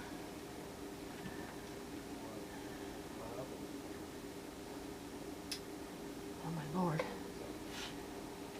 It's terrible when you have to do everything by feel, because this is light colors, so needless to say they tend to blend in together and I don't see them, right? I can't distinguish the glass really from the noodle. It's very hard. Right? But you've been watching my videos for the last few videos. I've been working really hard here. Okay? Like really hard. I'm looking forward to getting back to just doing lemons and oranges and grapefruit and candy rind and right? Oh yeah. Looking real forward to that. Yeah. So we put a couple of layers of this down. So maybe what I should do is turn off the camera. I need a knife. Turn off the camera and do this. Now I did empty out the videos onto the computer. Had the camera plugged in for a little bit. Well, maybe I could tell you that dream. And then I'll turn off the camera and then we'll come back. How about that? I don't want to leave you hanging. Alright. When I got pregnant with Brooks, I had a dream about his father and me there was a fence, and on one side of the fence it was all green and prosperous, green trees, green grass, just green. Everything was healthy, flourishing, green. But on the other side of the fence, think of a moon with a big ass crater in it, nothing but rocks and desert around it. And him and I were in the middle of the crater trying to climb out. Right? And this is like either before I found out I was pregnant with Brooks or soon after I found out I was pregnant with Brooks. That part I don't remember. I just know that it had to do with being pregnant with Brooks. Okay? And I woke up. And of course it disturbed me. But I kept it in mind, and okay? So the moral of that story was my relationship with Brooklyn's father didn't go anywhere. We were stuck in a rut like a big ass freaking crater, and nothing flourished from it, and I basically raised Brooks on my own. And that dream prepared me to be a single parent for my son, my oldest son. That's how I interpret it. Okay? Then, who did I get pregnant next with? Sierra. Then I got pregnant with Sierra. The thing about Sierra, though, is I had no dream. Completely black. Okay? And it always disturbed me, especially as I was having more kids and I was having dreams around being pregnant with my other kids, because they all had dreams, right? But after she died, and just the way she died, people, because when she was a drug addict, right, and she was going into environments where, like, I always figured she was susceptible to snuff movies and those kind of things because of the addiction to the drugs, right? And just with that, you know how people exploit people like Sierra, right? So if she'd go missing and, you know, I'd be banging on drug dealers' doors, I want my daughter, or I'd be running the streets looking for Sierra, trying to get her off the streets, you know, to keep her alive, whatever, to keep her safe, whatever, make it so she wouldn't get kidnapped, make it so she wouldn't get murdered. You don't even know, right? You know, I always worried that I would never know what happened to her because of that dream, because I never had a dream with her. It was just black. Everything black. And then when she died, and just with the funky shit that the fucking cops did with the coroner's office, and of course the paramedics, right? Knowing what I know now after Shimei, I do believe she was in the snuff movie, people. I do. And I don't believe that her body is in that tomb. I don't. That's just the reality of it. Like I said, you can blame my provincial government for their shenanigans by traumatizing my family and me to that degree. But at the end of the day, I never had a dream for Sierra. It was always black, so I'm always wondering, was she in a snuff movie? Fucking right, she was in a snuff movie. Is she in that tomb? I don't know, but I don't believe she is. Just because of what the police did, the paramedics did, the coroner's office did, and what the province of British Columbia does to cover up what they did. And I got it recorded on camera. Okay? Alright. Then along came, who was next? Marcane. I had sex with his father once. You can blame that on my girlfriend Lee, and you can blame it on him, because the bugger chased me down because he smelt that I was ovulating.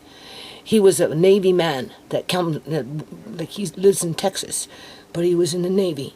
And my girlfriend, I just got back from Alberta. I was in Alberta. I took Brooks up to Alberta to go see his dad. Didn't work. Uncle John came and got me. I got a little house. You know, I hadn't even been there for a fucking month. My girlfriend phoned me up. Come out. The boats are in town. You need to get out of the house. You know, come on. Oh, I don't want to. Go, come on. Okay. I get it. I get to the bar. You know, it's full of fucking Navy guys, right? You know, and I left. I told my girlfriend, I gotta get the fuck out of here. I can't cope with this shit, right?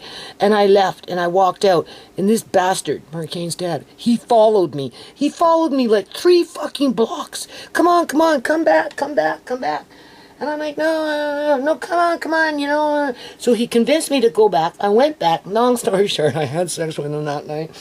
And I woke up as he's sleeping next to me. And I fucking woke him up. I said, I think you got me pregnant. He looked at me. He said, no, I didn't. How could I possibly do that? I said, because I had a dream. I had a dream. And I told him the dream. And here's the dream. I said, no, I really do think I'm pregnant. I think you got me pregnant. Right? Because for whatever reason, all my stuff was out of my house. My girlfriend Lee was walking away from me, had her back turned to me, and I was left with this fucking fish tank that had these guppies in it with my stuff outside. And I'm like, well, aren't you going to help me? Right? Right? But what stood out was the guppies in the fish tank. Huh? I said, I got guppies. When you dream of fish, you're pregnant. Oh, you know, you're crazy. You know, I didn't get you pregnant. Sure enough, I found out I was pregnant with Marcane. Then I told him, because he was in the Navy, he tried to hide, but his buddies, right? I phoned up and I spoke to the captain of his boat and whoever, and they ended up giving me his social insurance number. And through that, I gave it to Family Enforcement Maintenance Program, because I was on social assistance, and then they went after him. Of course, he refused paternity. Then we did a paternity test, and it was proven that he was the father, people. The point is the dream told me that I was pregnant, my girlfriend was going to walk away and fucking leave me stranded, and I was going to have to raise the baby on my own. And that's exactly what happened. He gave me the strength to suck it up. He was my third child, and he came out at 9 pounds. Within a week, he was holding up his own head and sitting up. What baby does that at a week old? Mark Kane did, because he was Texan. Right, he's got Texan genes. Yeah, and he's a Johnson, too, by the way. Isn't that interesting? But he's from Texas. Nothing like the Johnsons out here, in terms of quote-unquote Julian Johnson and his stupid-ass sister. All right? Okay. And then, who did I dream about next? Shimei. Here's the moral of the story when it comes to being psychic. All right, I'm pregnant now with Shimei. Well, not actually, we had TeaSha yet. Okay, it didn't stop with Shimei. And the only one where I didn't dream and everything is black is Sierra. And if you know, I'm like really in the dark as to, but I know people. So anyway.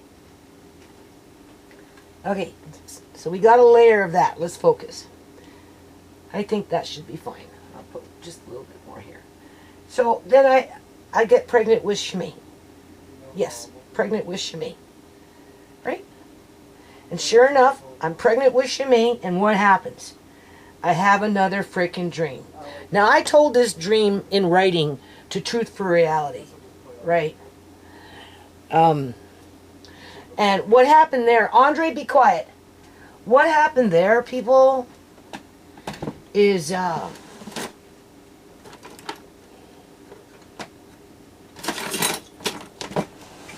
was standing. There was a big field, a big green-ass field. And I was standing there with only 3 kids. And I was looking across the field, and way on the other side was Shimei's dad, Troy, standing underneath this tree that was sickly, that had very few apples on it, because it was a sickly tree. And he wanted me to cross over that field with my 3 kids and be with him, because he was bugging me to marry him, right? And I just couldn't, because it was sickly. What? Right? I didn't know. He had his chance, whatever, he blew it, and what the fuck, right? Like, right? So I'm like, okay. So I never crossed the field, and then what happened? What happened is once I decided, no, I'm not, he's going to come. And I see him standing underneath this, I guess, sickly apple tree with just a few fucking rotten apples on it. Or, you know, spriggly little teeny weeny, you know, sickly tree, right, with a few leaves on it. And I'm like, no, I'm not going over there. I'm going to stay over here with the kids. But I only had 3 kids, people. Okay? All right. When Shimei died, she was, what, 22 years old? Okay. It took 22 years for that dream to come to fruition in terms of Shimei died. Shimei died first. Then Sierra died.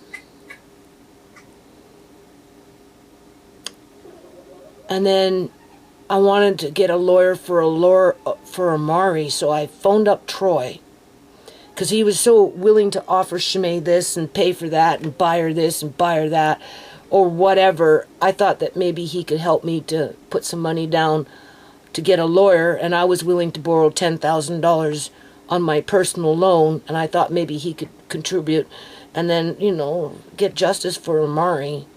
But then I ended up coming across that lawyer that said, oh, no, it says right here, but even though there's paperwork missing, I believe that, you know, he was injured before birth, but even if you want to take, you just remember that you're going to be paying to lose, because you're up against a $2 billion slush fund that the government pays a big legal team of lawyers to prevent justice for those that get injured by the healthcare system. So good luck if you want to sue, because you got until he's, what, 18, 19, 20, 21 years old? So whatever. When I phoned up Troy, he started going on about, oh, you know, I got something going on with my brain. I'm going for an MRI. You know, hinting around that he's going to die. You know, blah and blah and blah. And then he wants to see me. He wants me to bring Amari. He wants me to cross the border. And I'm like, well, I don't know. Maybe TeaSha might want, but that's a long way to get to freaking, where was it? Oregon or something, Tacoma or something like that, right? Seattle, I don't know, somewhere down that way, right? And I'm like, well, I don't think I want to go that far. You know, I don't got that kind of money. And he goes, oh, well, there's a park at the, listen to this. There's a park at the fucking border between the United States and Canada that you can go into that park and walk around as a Canadian, as an American, and nobody gonna freaking harass you. And I'm like, spot on, there's that freaking dream. I said, no, I'm sorry, I can't do that. And I haven't spoken to him since because the paperwork got fucking folded up. And then I get child support from Sierra's dad because they're brothers, right? There's the paperwork. And Troy hasn't bothered to call me. So for as much as he wanted to fucking see me and all this stupid shit, oh, he was willing to pay for me to go to wherever he was and pay for TeaSha, pay. Yeah, okay, if you were willing to pay, why didn't you call me back and say, come on? And instead, oh, I'll meet you in the fucking park, what, with your sickly tree? He's sickly, right? He's dying, right? Whatever. So that dream came true, people. And I'm left with 3 kids. 2 of my kids are dead. Well, I've got the paperwork with Sierra's dad, Michael. Because I dated Michael first. Right? I lived in Victoria Island. There's not a lot of men in Victoria. And I'm sorry, white men, there's some history around white men, so it's very hard for me to be attracted to white men. And, you know, the pickings are, and I didn't want to date Navy men, so I settled for Michael, but he's the one who beat the fucking shit out of me, you know, pulled my hair, threw me in the corner, and just started wailing on me and all this other crap, and almost killed Sierra. And okay, so then I broke up with him, and then, you know, as Sierra was growing and whatever, and I went to Alberta, then I came back, and then, I don't know, Troy just was flirting with me for like several years. And, you know, he really pampered the kids. And I kind of fell in love with him because, you know, we're human beings, right? And he was a sexy man. Oh, man. Oh, so 6'1" or something, 6'2". Oh. But it didn't work out. And they both got deported from Canada. Because they came over with their mother.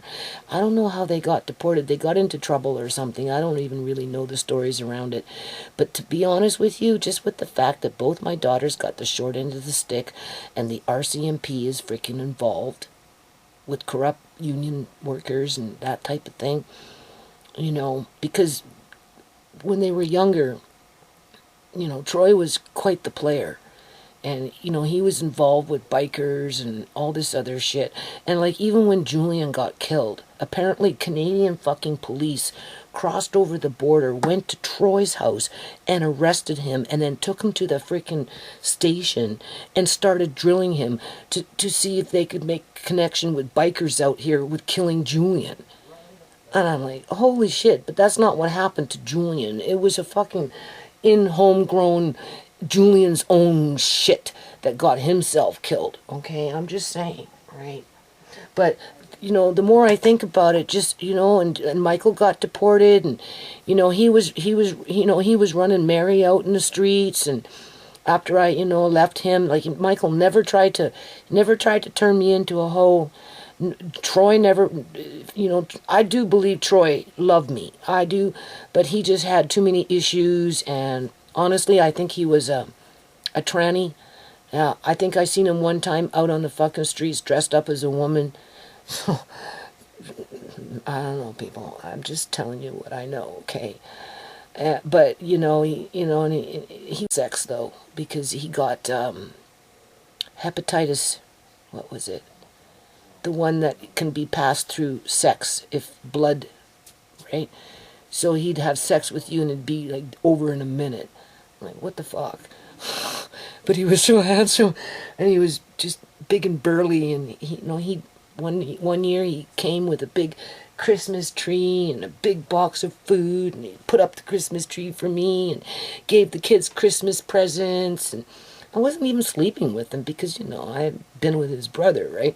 And then his mother died. right? His mother died. Nobody was there for his mother. It was Troy and I who carried her casket to the, to the cremation, and we were there when she died at the hospital, and just whatever. And then when I wanted to leave Victoria, he's the one who loaded up my U-Haul and drove it across and unloaded it for me, because he loved me. He loved the kids.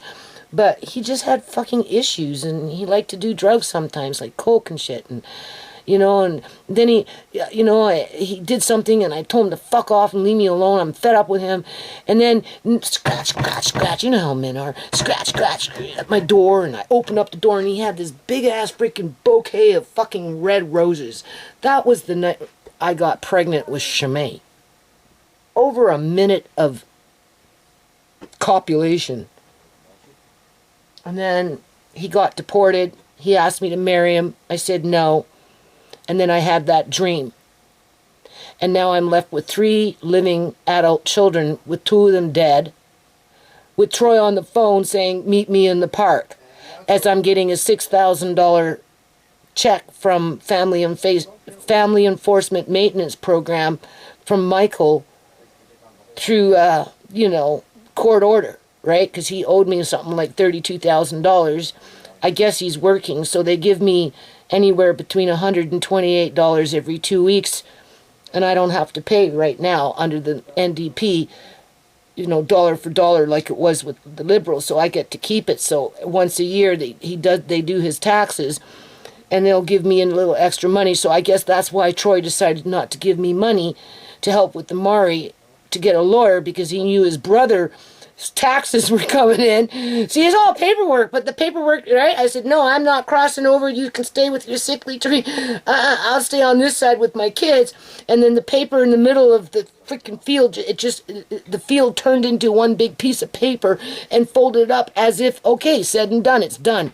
And then I do believe this, after I've thought about it, okay, I mean, it's enough. I thought about that dream for 22 years with Shimei, and then have her dead, and have the shit and the shenanigans go on in that Surrey Memorial Hospital. I do believe that the paramedics hooked her body up to a perfusion machine, and just by the way, they're taking them out in fucking hammocks and all this stupid shit. And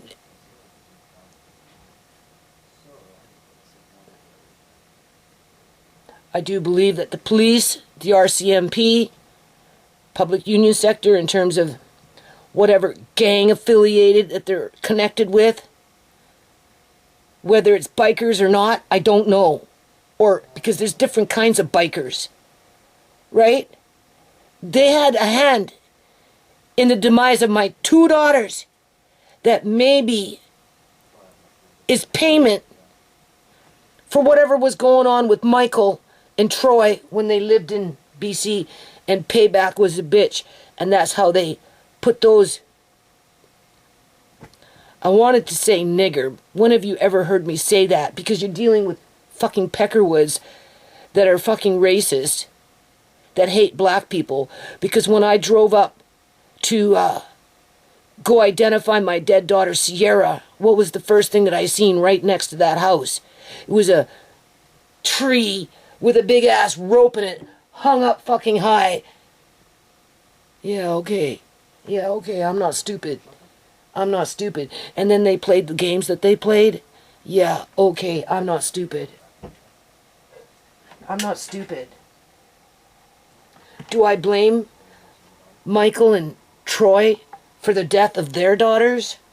Because they were fucking around out here acting like Mac daddies to a bunch of white boys' daughters? No, I don't. Because we're supposed to be able to trust our police people.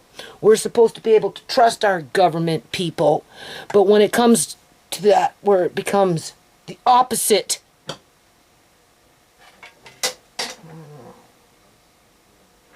you get my point.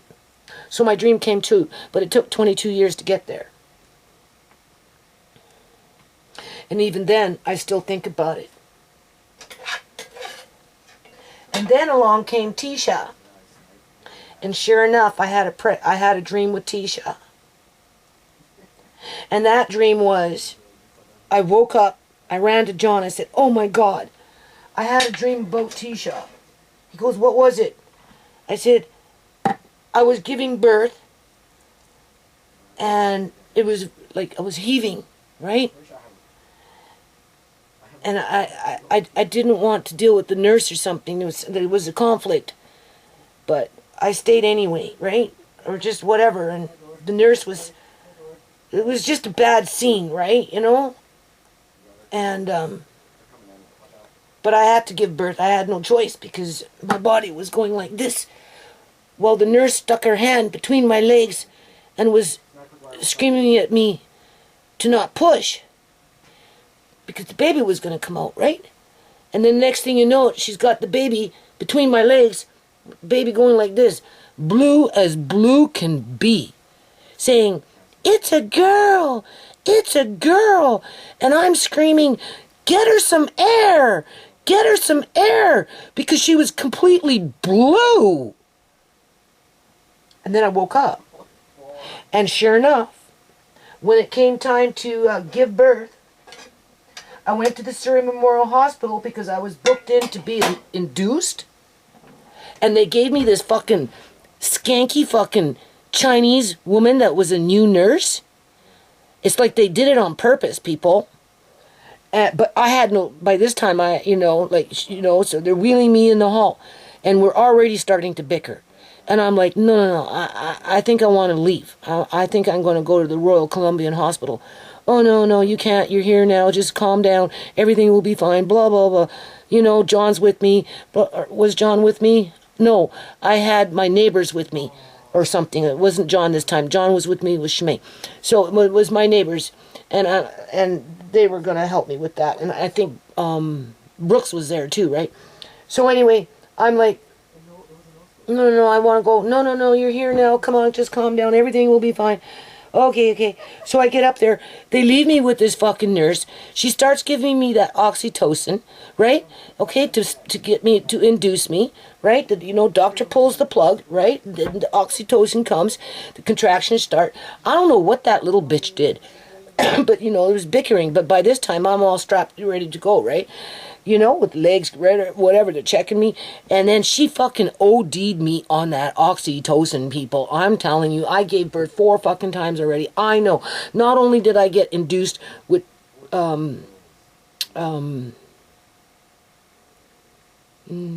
Marcaine, I think. Yeah. Brooks, I did not. Sierra, I did. I had sex with Brooks. That's what brought him into the world.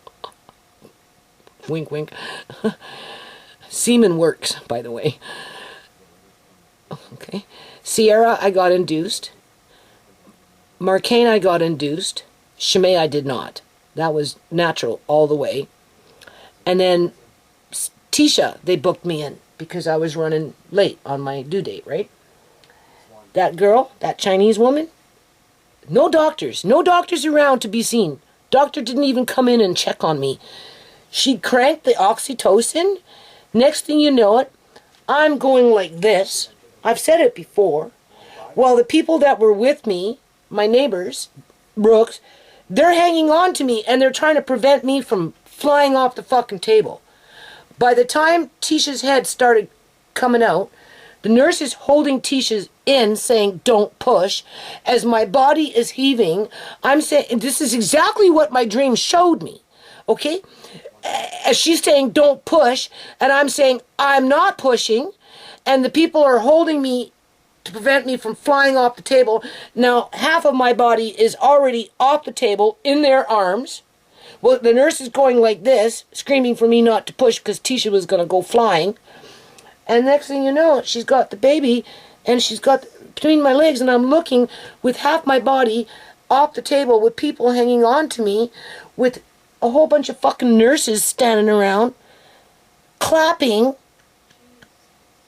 as I'm screaming, get my baby some air, because she's completely blue. As the nurses are rewarding the new nurse for delivering her first baby. And that whole situation tilted my uterus. I couldn't wait to get the hell out of that hospital. I ran out of there as fast as I could. I could barely walk for a freaking year because it felt like my back was broken. And then finally, a few years later, I don't know how many it was, but I went for a pap test, and then my doctor told me that my uterus had tilted. And that was because of that stupid Chinese bitch that did what she did, to which I think is a form of sterilization. But if I would not have had that dream, I would not have responded as fast as I did and tell her to get my baby some air. And if TeaSha thinks she has a learning disability now, she should be grateful that she doesn't fucking, she's not an Amari. So for this lawyer to sit up there and tell me that brain damage can't occur at the time of birth, whether mildly in terms of a disability, because the baby is completely fucking blue here, right? And born under trauma. Don't tell me Amari wasn't injured at the time of his birth, because I beg to differ. But how do you take it to court with a corrupt government that's got $2 billion of taxpayers' money to prove you wrong with their expert witnesses? So where do these dreams come from? I need to do this. I'm just going to start using my hand. Where do these dreams come from? Do they come from being psychic? Or is it that voice to skull, where you've got some alien species that already has your life fucking mapped out here, and they're just goading you on, you know? They're just taunting you, you know? They like to feed off of your negative fears and all this other stupid shit, right? You know? Because don't you think it's kind of weird that they all came true to one degree or another? And that's just those dreams. I've had other dreams too. That's just relating to my kids. Right? Because I do believe if I wouldn't have had that dream with TeaSha, I don't think I could have saved her. And I could have gotten Amari out of it. Because that nurse was so self-absorbed within herself, trying to get the praise from the other nurses as she was gloating that she fucking injured me, people. She thought it was funny, and she did it on purpose with intent. And she did. After TeaSha was born, I had sex with her dad. After 3 months, right? I had sex with her dad. It was so painful because of, well, I found out years later my uterus was tilted, and that's why it was painful. That was the last time I had sex, because I had 5 kids, Uncle John, as if I wanted to get pregnant again and go through all that fucking trauma. No. It's not that TeaSha's dad didn't want it, but he just ended up giving up because I just wouldn't do it, because one, it was painful because of what that fucking nurse did, and 2, I couldn't risk getting pregnant. Even at 62, if some man wanted to have sex with me, I'd be like, no. I don't want to get pregnant. I just don't. I'd be one of those ones that would get pregnant because I was so freaking fertile. And Shimei had the same damn problem. The difference between me and Shimei is, though, Shimei fell for the old okie dokie, where, you know, you can't be a single mom, right? You know, you got to abort your babies in order to fit into this world, because if you don't, people are going to criticize you, they're going to ostracize you, you know, they're going to do all this shit. And, you know, she wanted to do the right thing. Yeah, for everything that she did right didn't get her nowhere in freaking life. Absolutely nowhere.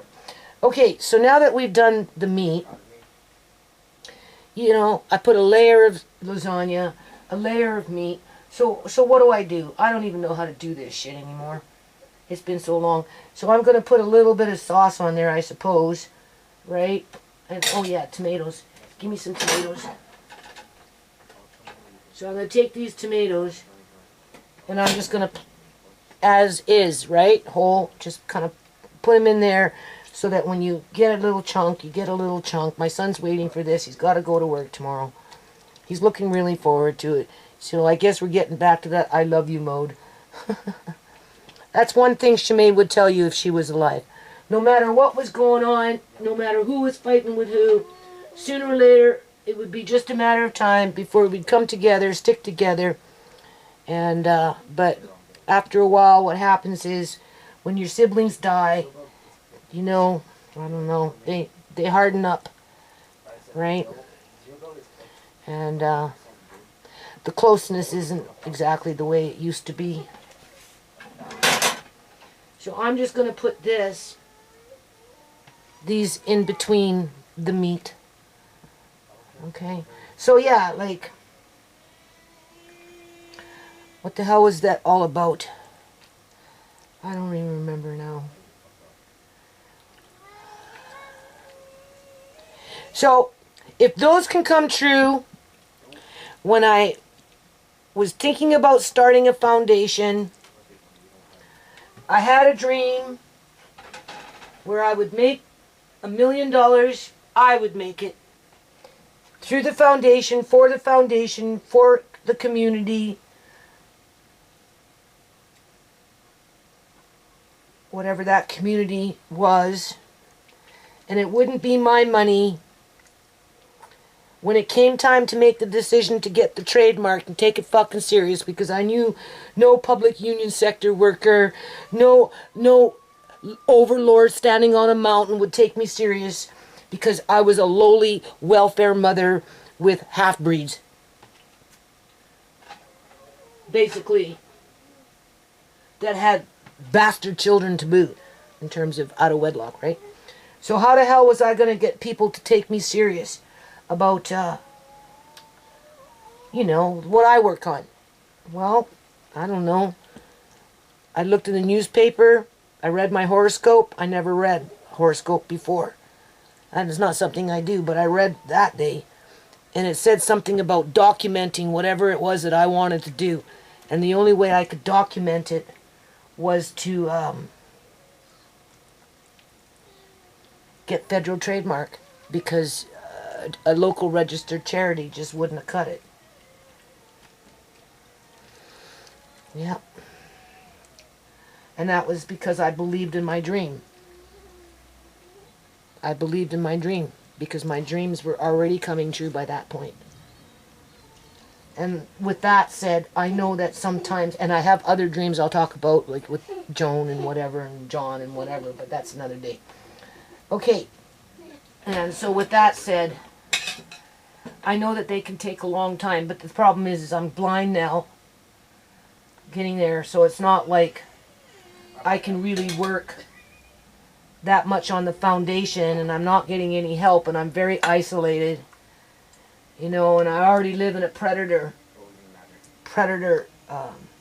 society where they win and the prey always lose, right? I think my videos have shown that. So I don't know if that dream will ever come true, but it still rings loud in my head. And I have faith that it will. I don't know how it would come true, because somebody would have to help me, and for whatever reason I intimidate people. Even my own kids tell me I intimidate people. But then people haven't gone through what I've gone through, and people just expect me to be their stupid bitch. In part because I'm a woman, in part because I'm a poor woman, in part because I didn't follow the white picket fence with the poodle on the side, 2-car garage, and the perfect fucking white man. I'm just saying. Okay. Okay, so now I put the layer of noodles, I put the hamburger down, I spreaded out the tomatoes. Now I'm going to do another layer of noodles. I'm working fast here, okay? Another layer of noodles, and then I'm going to do the spinach with the cheese. How about that? That'll work. Right? I still have a bit of tomato sauce. If I have to, I can open up another can.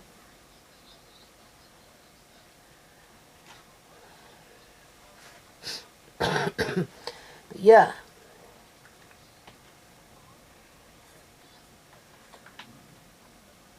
And I think sometimes it happens, either I'm being taunted by voice to skull. And who controls that? I don't know. Could be an alien species, or it could be just a corrupt government that's 25, 30 years in advance with technology and are using human beings as cattle. Right? We know how that works, right? And, My game froze. Ready up.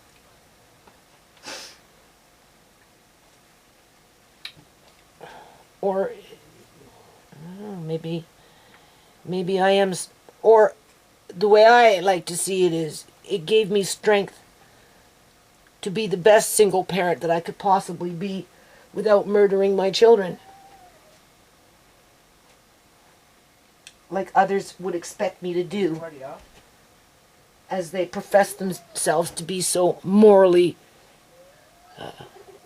perfect. But yet they're the ones that commit the most heinous crimes, go figure. For all their morality and their so-called ethics. Yeah, okay. I don't think so. Yeah, okay. Andre, move him, please. So needless to say, I'm very tired of the world in general. Wouldn't my government be happy to know that? In their eyes, it's mission accomplished. Because that Chinese woman that delivered TeaSha, that was a complete setup. Oh yeah, no kidding. But the dream warned me to let that little bitch know to get my baby some oxygen so that TeaSha didn't turn out like Amari. So when this lawyer tells me that Amari was injured while in vitro, I tend to disagree. Because if TeaSha struggles with reading, well, take it up with that little Chinese bitch that almost killed you at the time of your birth. Because I'm pretty sure it has something to do with that. Because I had a pretty good pregnancy with TeaSha, although I did almost lose her. And I did lose her twin, but that's for another day. I lost her twin. TeaSha in an ultrasound when she was 22 days old, as I was bleeding out cups of blood. And before I would allow the doctors to do a D&C on me, which is like a form of an abortion, to clean out my uterus because of the amount of blood that I was losing, I said, I need to know that I'm not pregnant. How can you do that? Okay, we'll book you in for an internal ultrasound. And they did that. And what that is they actually take something and putting it up into your vagina versus doing it on your stomach, because that's the only way they can find an actual fetus at 22 days old. And they put this thing up into your vagina, moving around, and they found her. They found her, and not only did they find her, and she was the size of a grain of rice, people. They could see her little heart beating. I seen TeaSha's little heart beating when she was 22 days, the size of a grain of rice in my freaking uterus. And right next to her was a little empty sack, because that was her twin. I lost her twin. That's why the blood was, I was bleeding out. I was standing in the kitchen, and all of a sudden it just poured out of me. I had a skirt on. I grabbed my skirt, and there was like a fucking just beet red blood, full of blood. I said, Jesus Christ, John, what's going on here? Right? And just bleeding. And they wanted to give me a D&C to stop the bleeding, right? Because I would have bled to death. And, but I said, no, I need to know. You know, I already knew I was pregnant. I said, I need to make sure that I'm not pregnant anymore, or I'm not, whatever. So they gave me the ultrasound, and sure enough, we seen TeaSha. And I said, oh, I just can't do it. And they said, well, go home and good luck. The bleeding's either going to stop on its own, or you're going to lose the baby. And I said, well, I'll take my chances. I went home and I ate liver. Yeah.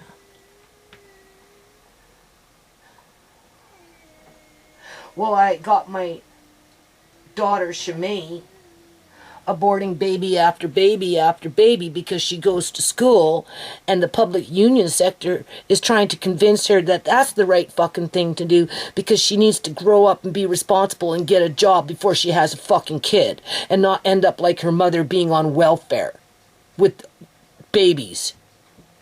And look what it got her. And when she did finally make the right choice, what happened? She got murdered Why? Why? Because they let a fucking drug dealer walk. A drug dealer that already had other deaths around him before Shimei died. I was there. The cop was here. Julian was here. The cop cued Julian. So he was working with the cops, people.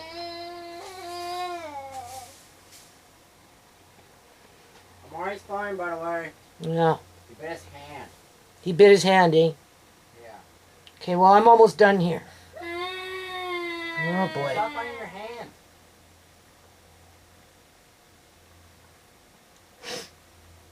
But You're fine.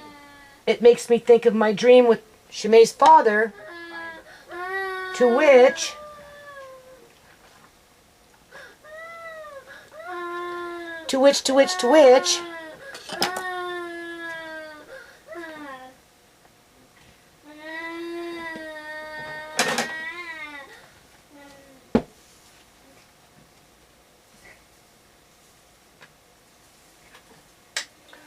I don't know. I think I'm going to take some of this and put this on just half.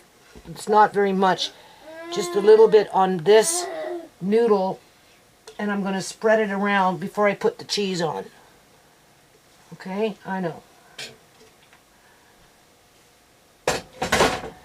So, of course, I'm thinking about my dreams. I think this is still recording. Because I don't want to have to say this again. I'm thinking about my dreams. And just with what happened with Troy recently. And he hasn't called me back. Because I wouldn't meet him. I wouldn't go to him and I wouldn't meet him. I don't know if he died or not. There. I just spread that around. Now I'm going to take this cottage cheese with the... Okay, I don't know if this, if it's just full or if it's low battery. Anyway, I'm going to just... So we got a layer of that noodle. Then we've got the meat with the tomatoes in there with a bit of sauce. Then I think I put another layer of noodle. Then I put the cheese with the cottage cheese and the frozen cream cheese. Mix it, right? Then I sprinkled the, what is that called? Spinach. Then we laid this on top. Now we're going to lay another layer of noodle, right?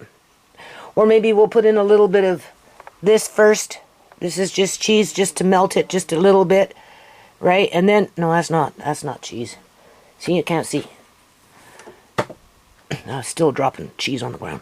So I'll lay some of these in there before I lay down the noodle. Then I'll lay down the noodle, right? Then I'm going to put the sauce on top of the noodle, and then I'm going to put more cheese, and that's it. It's going in the oven. Okay, so that's basically it. I'm getting tired here. So there was one more dream that I had after TeaSha was born, and that's where I bled out on my bed. In other words, I was in a big pool of blood. I got up in the morning, I said, gee, John, I don't know. Anyway, after that, I was 36 when I had TeaSha. I didn't go for an amniotesis. I was willing to take whatever God gave me. Okay? By the time I got to Sarah's house, my periods, I just stopped.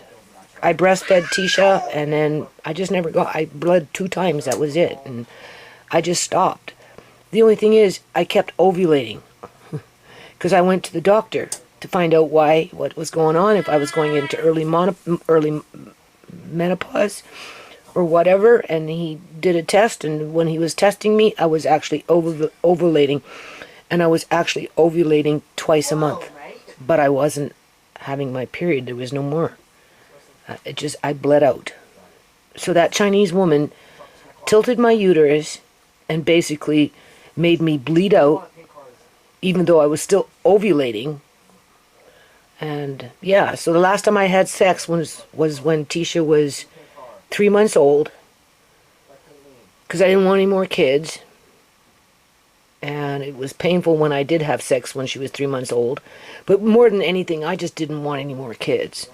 And I was busy with the 5 kids. Uncle John was blind, and life just took over, right? And I haven't bothered people. And then I found out years later that my uterus had tilted. So this is mine. Marcane's is in the oven. So I'm going to put this in the oven now. And then I guess that's the end of this video. Okay, you can see this better than me. White plate blends into the counter so I can barely see it. I can only see it because of the contrast, where here I can't see it even though I can feel it. I can barely see that. The only reason I know it's there is because I rolled them up and I can see the lines. Do you see how my eyes are? Silver blends in with the white. Anyway, these are the leftovers. So what I rolled them up. So what I'm going to do is I'm just going to put them in a bag, have it flat, and I'm going to freeze them. And I've got some in the sink from another box that was a no-name. So I'm just going to pick a few from that, add in a few more, right? Fill up the bag to whatever, and freeze them flat. And one day I'll just do something with them. And then we got a little leftover with the ends and pieces, with the little leftover sauce. Because obviously I can't see very well, so things don't, you know, it's hard for me to gauge, right? I don't know how much is going to overflow on these things that I just made. So for now, we're just going to put that. This is something that I ordered. It was lasagna or spaghetti with pizza. So I saved the container, obviously. The silver part I was going to use, I'll put that on there. The silver part I was going to use, this video's almost over, right? The silver part I was going to use for children's crafts. But I'm going to need that for this. So here's this. And then these will be used, whether frozen like that on a tray with a bunch of sauce and maybe some vegetables or something, or maybe I'll unthaw them and maybe they'll roll out fine. I'm not too worried about it, right? I just can't justify throwing it out. Although what's in the sink, it's just a no name. It was obviously an older box, so I'm not too worried about that. So I'll take a few more, just add a few more to the bag, and then I think the rest will go out for the raccoons or whatever. Whatever finds it, wants to eat it, it can have it. And then I'm only got those 2 other boxes, and over the next couple of weeks I'll put another order in from the grocery store, and then that's when I'll order some sausages, breakfast sausages, you know those kind, right? And I will fry them up, cook up the noodles, put the sausages in the middle of, cook up the sausages, cook up the noodles, then put the sausages through the middle of those things, lay them on a tray, and put them in with a tomato sauce of some kind, with or without vegetables, and bake it up, maybe with some cheese, and that will be another meal. And finally those boxes are out of my hair. I'm done with them. That's mission accomplished. That's all I cared about. All that to get rid of freaking old lasagna. Pasta. Like, who does that? What? Right? How many hours did it take? So now I get to go back to doing what I was doing, although that fridge is starting to fill up, so I don't know. The freezer, right? But yeah, I had another dream after TeaSha where I bled out all over my bed. I was laying in a big pool of fucking blood. I woke up, I said, Jesus Christ, John, now I'm bleeding out on my bed, laying in a big pool of blood. And what it told me was I was going to stop my period. And that was it. And when I left Wally's house, I was already, because I breastfed TeaSha for 2.5 years, right? And when you breastfeed, you don't technically get your period, right? And I didn't. And then when I went to Sarah's house, I had it once. That was it. And then I'm like, holy shit, what happened to my period? It just disappeared. It never got my period after I stopped breastfeeding TeaSha, because I had TeaSha, like, I got pregnant when I was 35, and they wanted to do an amniocentesis, and I didn't. I said, no, I'll take whatever God gives me. You know, I guess that's why he gave me a Mari. Oh, hi, how are you? And, I love the fly. then, I don't know, something happened with Sarah, and she really upset me, because she was schizophrenic. She was my landlady. And I was hollering and screaming at her, because she was doing something really stupid, like feeding rats and whatever she was doing. She liked rats, right? She wanted to feed them in her. She wanted to fucking feed them in her kitchen, for crying out loud. She put out bowls for them like cats. And I was hollering at her and saying, no, you can't be doing that. and I got like a few little speckles of blood. But that was it. After that, I never had another period. I had basically one period after TeaSha was born, and I bled out. And my dream told me I would. And then when I went to go to the doctor to find out what was wrong with me, it turned out that I was still ovulating, and not only was I ovulating once, but I was ovulating twice a month. I just wasn't getting a period, and I haven't bled since. So my dream told me that would happen. Is that voice to skull with those things that fuck with your head and mess with your family and feed off of you? Or is that psychic? I don't know. Because if I was psychic, I should have made that $1 million for the non-profit by now and moved on with my life.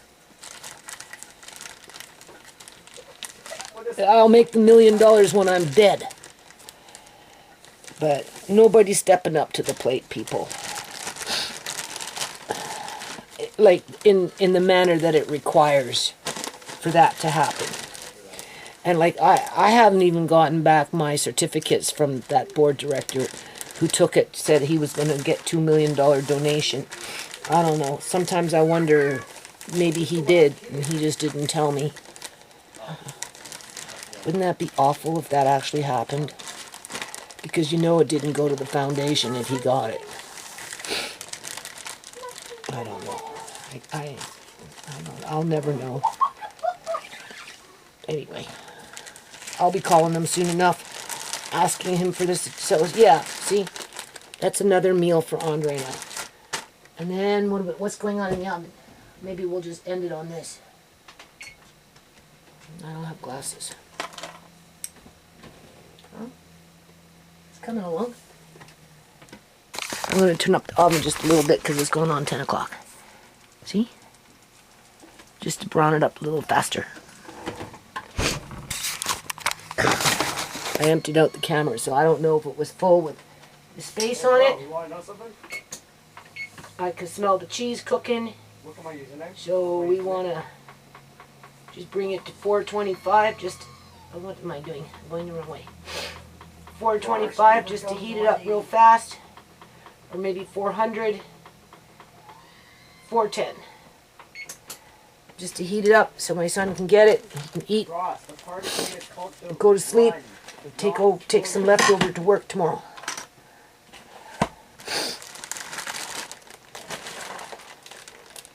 Going in the freezer. Why am I the last person immediately? Why am I the last person? So there you go. End of this video. Okay, so that's my son's. Okay, so this is ours. When I gave my son his, he goes, "Oh, that's big." And I said, "Well, yeah, it's not as big as this one, though." His was just a little smaller, right? Andre eats a lot. And of course, we're back to I love you. Food has a way of doing that between families, eh? You ever notice that? So anyway, it should be done now. Because everything's already cooked, right? So we're going to take one out and we're going to try it. You're going to take a look at it. Oh boy, I'm so tired. And my eyes are getting worse. I don't know if that cheese is melted or not. Yeah. It's good. It's good enough. It'll work. Eyes are deteriorating very, very quickly these days.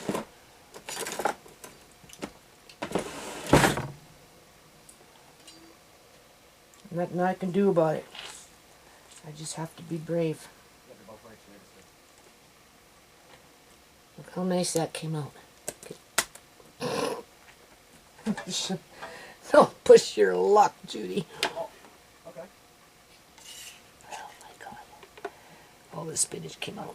I'll eat that one. Doesn't matter to me. And then I'll give one to Audrey.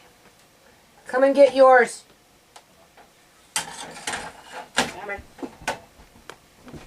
Yeah. You want this piece right here? Yeah. Here, give me the camera so we can do a shot from like this.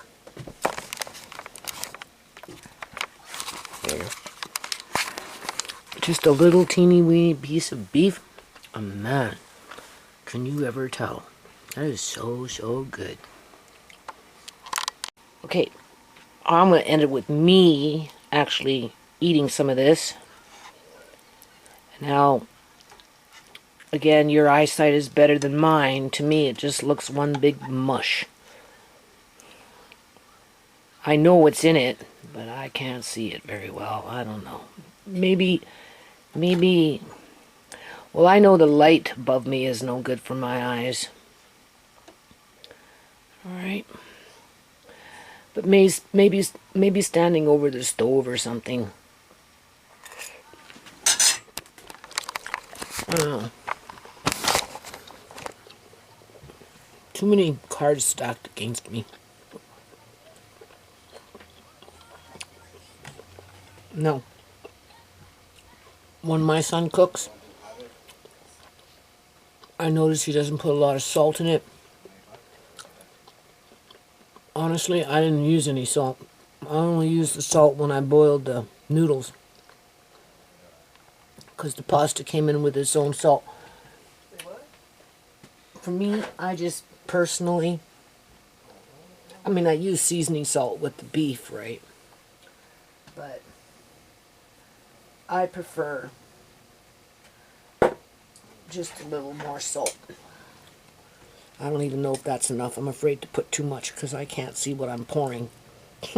How pathetic is that? I just want to give it a good feel in terms of what it tastes like. Builds out of it and just keep on doing that. That was a good bite. Really good.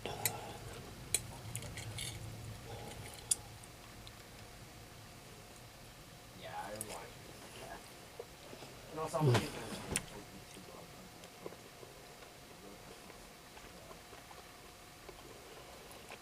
That had cheese on it.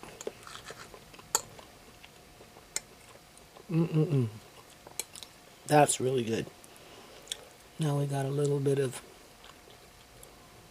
spinach. I can tell that something's kind of green there.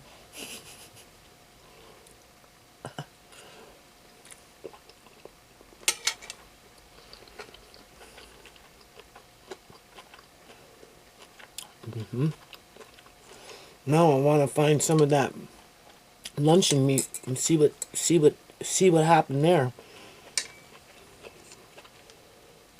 Oh, here it is. Had to feel for it, right?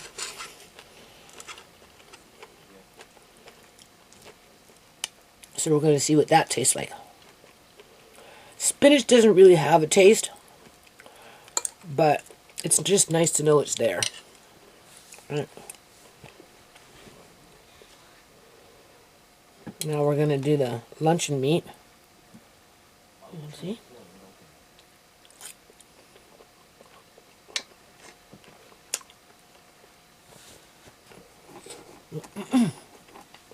No. Is he? You're not even looking at me. How? Oh, man.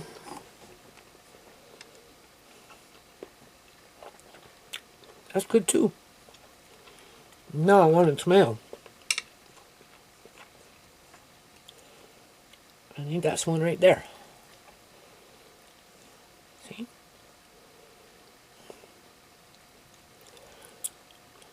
Everything is carrying its own flavor, minus the spinach.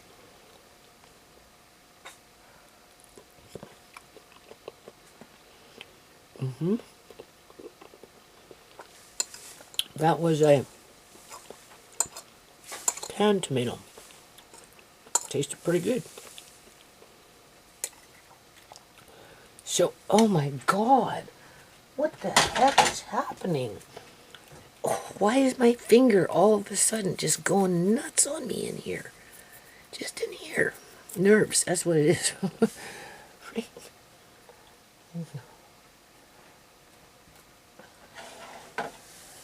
I'll do dishes tomorrow.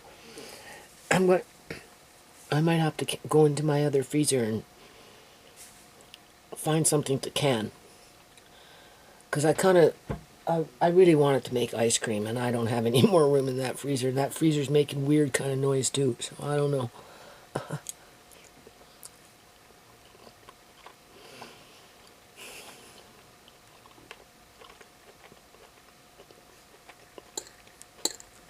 Definitely good. It was well worth the struggle.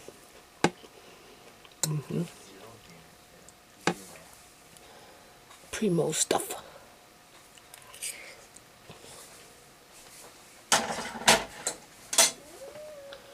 With old noodles.